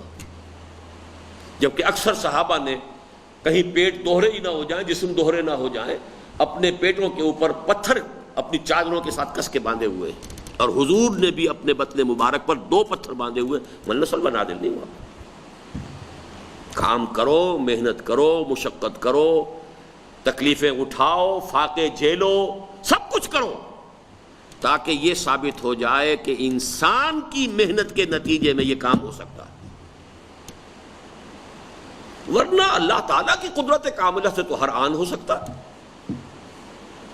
اللہ آج چاہے آنے واحد میں تمام دنیا کے انسان حضرت ابوبکر صدیق کے درجے کے ہو جائیں، اللہ کی قدرت میں ہے۔ اللہ کی قدرت میں تو کوئی کمی نہیں ہے۔ سوال تو یہ ہے کہ انسان، تو اس کو اچھی طرح سمجھیے، میرے نزدیک نقطہ عروج، اور یہ کیا ہے؟ کمال انسانیت ہے۔ اقبال کا وہ شعر مجھے پھر یاد آ گیا، فکر انسان پر تیری ہستی سے یہ روشن ہوا، ہے پرے مرغ تخیل کی رسائی تا کجا۔ غالب کے بارے میں کہا ہے کہ غالب کے ذریعے سے انسان کو یہ محسوس ہوا ہے کہ انسان کا تخیل کہاں تک جا سکتا ہے۔ میرے نزدیک محمد الرسول اللہ صلی اللہ علیہ وسلم کے ذریعے سے معلوم ہوا ہے کہ انسانی جد و جہد اور محنت و مشقت میں کتنی طاقت ہے۔ انسان بحیثیت انسان، بلکہ میرے نزدیک خلیفۃ اللہ در حقیقت اگر اس کا کوئی ثبوت ملتا ہے کہ واقعتاً انسان کے اندر اللہ تعالیٰ نے کیا کچھ رکھا ہے، اشرف المخلوقات ہونے کا ثبوت، وہ تو محمد الرسول اللہ صلی اللہ علیہ وسلم کے ذریعے سے، کہ واقعتاً انسان بڑی عظمت کا حامل ہے۔ اس کی محنت، اس کی مشقت، اس کا ایثار، اس کی قربانی، اس کی کہاں تک رسائی ہے۔ عام انسانی سطح پر جد و جہد کے نتیجے میں عظیم ترین انقلاب تاریخ انسانی کا برپا کیا ہے محمد الرسول اللہ صلی اللہ علیہ وسلم نے، اور یہ میرے نزدیک آپ پر رسالت کی تکمیل کا سب سے نمایاں وہ مظہر ہے جو حجت کے طور پر ہم پر ہے۔ نظام قائم ہو گیا اور بہترین نظام تھا، یہ پوری نوع انسانی پر حجت ہے کہ تم بھی مانو گے کہ وہ نظام، جیسا کہ میں نے اپنی اس کتاب میں اسلام کے انقلابی فکر کی تجدید و تعمیل میں واضح کیا ہے کہ دشمن بھی مانتے ہیں کہ وہ نظام جو محمد عربی صلی اللہ علیہ وسلم نے پیش کیا، وہ صرف پیش نہیں کیا، قائم کر کے دکھایا، اور کم سے کم 30 برس تک وہ نظام کامل شکل کے اندر قائم رہا، جبکہ اس کے مقابلے میں دنیا کا کوئی دوسرا نظام ایسا نہیں جو دعویٰ کر سکے۔ وہ ڈیموکریسی جس کا خواب کبھی تو افلاطون نے خیر دیکھا تھا، اس کو تو چھوڑیے، جس کا خواب والٹیر اور روسو نے دیکھا تھا، آج بھی مانا جاتا ہے کہ وہ جمہوریت تو ابھی تک نہیں آئی۔ جس کلاس لیس سوسائٹی کا اور غیر طبقاتی معاشرے کا، اسٹیٹ لیس سوسائٹی کا خواب دیکھا تھا مارکس نے، اس کے تو کہیں آس پاس بھی انسان نہیں پہنچا، اور وہ کمیونزم جو ہے اس کی بساط بھی طے ہو گئی۔ ڈیموکریسی والے تو پھر بھی کہہ سکتے ہیں کہ ابھی ہم جا رہے ہیں ادھر، پیش قدمی کر رہے ہیں، آگے بڑھیں گے، لیکن یہ ہے کہ وہ تو بساط بھی الٹ گئی۔ لیکن ہمارے دشمن بھی مانتے ہیں کہ وہ نظام جو محمد عربی صلی اللہ علیہ وسلم کو اللہ نے عطا فرمایا، الیوم اکملت لکم دینکم کے دعوے کے ساتھ، اس کو محمد عربی صلی اللہ علیہ وسلم نے قائم کر کے دکھایا، اور یہ حجت تو ہوئی پوری نوع انسانی پر۔ مجھ پر اور آپ پر حجت یہ ہے کہ حضور صلی اللہ علیہ وسلم نے اس نظام کے قیام خلافت کے لیے جو جد و جہد کی ہے، وہ خالص انسانی سطح پر کی۔ اس میں بھی ایک مغالطے کا سد باب میں کر دوں، یہ نہ سمجھیے کہ مدد نہیں آئی، مدد آئی ہے، اور یہ بھی نہ سمجھیے کہ اب مدد کے دروازے بند ہو گئے، معاذ اللہ، مدد آئے گی، لیکن مدد کب آئی؟ جب جو کچھ کر سکتے تھے کر گزرے، تب مدد آئی۔ مدد آئے گی، اب بھی آئے گی۔ چمن کے مالی اگر بنا لے موافق اپنا شعار، اب بھی چمن میں آ سکتی ہے پلٹ کر چمن سے روٹھی بہار، اب بھی آج بھی ہو جو براہیم کا ایمان پیدا، آگ کر سکتی ہے انداز گلستہ پیدا، سب کچھ ہو سکتا ہے۔ اللہ تعالیٰ کی مدد کے دروازے بند نہیں ہیں۔ فضائے بدر پیدا کر، فرشتے تیری نصرت کو اتر سکتے ہیں گردوں سے قطار اندر قطار، اب بھی، لیکن وہ مدد کب آتی ہے؟ ساری محنت، کوشش، جد و جہد جو کر سکتے ہو کر گزرو، اور صحیح رخ پر کرو، کوئی ریئیکشنری انداز نہ ہو جائے، کوئی اجلت پسندی نہ ہو جائے، کوئی ٹیڑھ میڑھ کا راستہ اختیار نہ کرو، کسی شارٹ کٹ کے چکر میں نہ پڑو، جو صحیح راستہ ہے اس کے اوپر اپنی تمام توانائیاں لگا دو، اللہ کی مدد آئے گی، اب بھی آئے گی۔ اللہ تعالیٰ کی نصرت کے دروازے بند نہیں ہیں، نصرت آئی ہے، لیکن جو بات میں بتانا چاہ رہا ہوں کہ ساری محنت جو ہوئی ہے، اب دیکھیے جو کچھ کہ حضور پر بیتا ہے طائف میں، حضرت عائشہ ہی کی چونکہ ایک روایت پہلے میں نے آپ کو سنائی تھی، حضرت عائشہ نے کہیں پوچھا حضور سے، کیا آپ پر احد کے دن سے بھی زیادہ سخت دن کبھی کوئی گزرا ہے؟ اس لیے کہ ان کے ہوش میں تو احد کا دن سب سے سخت تھا، 70 صحابہ شہید ہوئے، حضور کے دندان مبارک شہید ہوئے، چہرے پر زخم آیا، خون کا فوارہ چھوٹا، اتنا خون گیا کہ آپ کے اوپر بے ہوشی سی طاری ہو گئی ضعف کی وجہ سے. یہ ساری کیفیتیں ہوئی نا. تو حضرت عائشہ صدیقہ رضی اللہ تعالی عنہ کے ہوش میں تو سب سے زیادہ سخت دن یہی تھا. تو پوچھ بیٹھی کہ کوئی دن آپ پر احد سے زیادہ سخت بھی گزرا ہے؟ آپ نے فرمایا ہاں، طائف کا دن مجھ پر کہیں زیادہ سخت تھا. اس کی وجہ کیا ہے؟ احد میں یہ سب کچھ ہو رہا تھا، لیکن آپ کے جانثار بھی تو دائیں بائیں موجود تھے نا. وہ بھی تو تھے جنہوں نے اپنے سینوں کو ڈھال بنا دیا تھا محمد رسول اللہ کے لیے. وہ بھی تھے جو تیر چلا رہے تھے، اور حضور فرما رہے ہیں حضرت سعد بن ابی وقاص سے، اے سعد تیر چلاؤ، میرے ماں باپ تم پر قربان. اور یہ الفاظ صرف حضرت سعد کی قسمت ہے کہ ان کے لیے حضور کی زبان مبارک سے یہ الفاظ نکلے. طائف میں آپ تنہا صرف ایک زید ابن حارثہ، میں کبھی کبھی سوچا کرتا ہوں کہ جو سائے کی طرح ساتھ رہنے والا شخص تھا، یعنی ابو بکر رضی اللہ تعالی عنہ، طائف کے سفر میں وہ بھی ساتھ نہیں ہے. پتہ نہیں کیا اللہ تعالیٰ کی حکمت ہے. صرف زید ابن حارثہ. جب پتھر آ رہے ہیں وہ سامنے آ کر اپنے جسم کو ڈھال بنا رہے ہیں، تو پیچھے سے پتھر آ رہے ہیں، ادھر سے آ کر روک کرتے تو ادھر سے آ رہے ہیں، پتھراؤ آ رہا ہے. اور اس وقت جو زبان مبارک کے اوپر فریاد آئی ہے، اللہم الیک اشکو ضعف قوتی وقلت حیلتی واہوانی علی الناس الی من تکلنی الی بعید یتجہمنی او الی عدو ملکت امری. اے اللہ تیری جناب میں ہی فریاد کر رہا ہوں، کہاں جاؤں، کس سے فریاد کروں؟ اپنی قوت کی کمی کا، اپنے وسائل کی کمی کا مجھے کس کے حوالے کر دیا؟ دشمن کے حوالے کر دیا ہے کہ جو چاہے میرے ساتھ کر گزرے. لیکن یہ کہ اس آپ شکوہ کہہ لیں، شکایت کہہ لیں، فریاد کہہ لیں، اس کے بعد جو ٹرن ہے اس دعا کے اندر وہ بہت عظیم ہے. ان لم یکن علی غضبک فلا ابالی. پروردگار اگر تو مجھ سے ناراض نہیں ہے تو مجھے کوئی پرواہ نہیں، پھر جو ہو سو. اعوذ بنور وجہک الذی اشرقت لہ الظلمات. میں تیرے چہرے انور کی ضیاء ہی کی پناہ لیتا ہوں کہ جس سے تمام کائنات منور ہے. یعنی اگر تیری مرضی اسی میں ہے، ناراض نہیں، کہ ایسا تو نہیں کہ مجھ سے ناراض ہو کر یہ کام ہو رہا ہو، مجھے اندیشہ اور خدشہ ہے تو یہ ہے. ان لم یکن علی غضبک فلا ابالی. اگر آپ تم ناراض نہیں ہے تو مجھے کوئی پرواہ نہیں. لیکن یہ کہ اس کو نوٹ کر لیجئے، اگرچہ بعد میں آیا ہے فرشتہ بھی کہ اگر آپ چاہیں تو ٹکرا دیا جائے، لیکن آیا بعد میں ہی ہے. پتھراؤ ہو چکا ہے، اس کو روکنے کے لیے فرشتہ نہیں آیا ہے. جو بھی آپ کا خون گرا ہے وہ گرا ہے، وہ سب کچھ ہوا ہے. فرشتہ حاضر ہو گیا ہے کہ اللہ نے بھیجا کہ اگر آپ کہیں تو ان دونوں پہاڑوں کو جن کے مابین یہ طائف کی بستی آباد ہے ٹکرا دوں آپس میں، اور یہ سب پس کر سرما بن جائے. فرمایا نہیں. کیا عجب کہ اللہ تعالیٰ ان کی آئندہ نسلوں کو توفیق دے دے، ہدایت دے دے. اسی طرح آپ احد کے دن کا تصور کیجئے. تو یہ ساری جد و جہد خالص انسانی سطح پر ہوئی ہے، اگرچہ مدد پہلے بھی آئی تھی اب بھی آئے گی. اللہ کی مدد کے دروازے بند نہیں ہیں، لیکن ہوگی اس جد و جہد پر مترتب. پہلے اپنا سا جو بھی فرض ہے ادا کرو، جو بھی تمہیں ہم نے دے رکھا ہے اسے کھپا دو اور لگا دو، اس کے بعد پھر ہم سے دعا کرو. یہ ہے اصل میں، جیسا کہ میں نے عرض کیا تھا، آج کی ہماری گفتگو کا آخری نقطہ، اور یہیں سے کل کی گفتگو شروع ہوگی کہ جو ہمارے فرائض دینی ہیں بحیثیت مسلمان، ان فرائض کا نقطہ عروج نظام خلافت کا قیام ہے. اور اس کے لیے مجھ پر اور آپ پر اور ہر مسلمان پر حجت ہے سیرت النبی صلی اللہ علیہ وسلم کا یہ پہلو کہ آپ نے اس کام کے لیے جو مشقتیں جھیلی، جو مسائل برداشت کیے، اور خالص انسانی سطح پر جد و جہد کے ذریعے سے یہ کام کر کے دکھایا. تو یہ گویا کہ مجھ پر اور آپ پر حجت ہے کہ محنت کرو تو نتائج آج بھی برآمد ہو سکتے ہیں. اقول قولی ھذا واستغفر اللہ لی ولکم ولسائر المسلمین والمسلمات. جی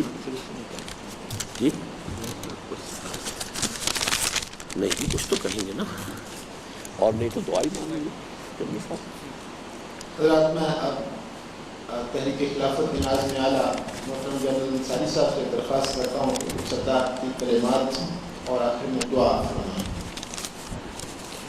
ایک تو یہ اعلان بھی کر دیں کہ کل کا پروگرام 7:45 بجے شروع ہوگا انشاءاللہ، اور نماز بھی ہم یہاں بلکہ یوں سمجھیے اس برابر کی مسجد میں ادا کر لیں گے حضرات جا کر، کیونکہ یہاں پھر وقت لگے گا، تو یہاں سے فارغ ہو کر 10 منٹ کے بعد وہاں جماعت کھڑی ہو جائے گی انشاءاللہ۔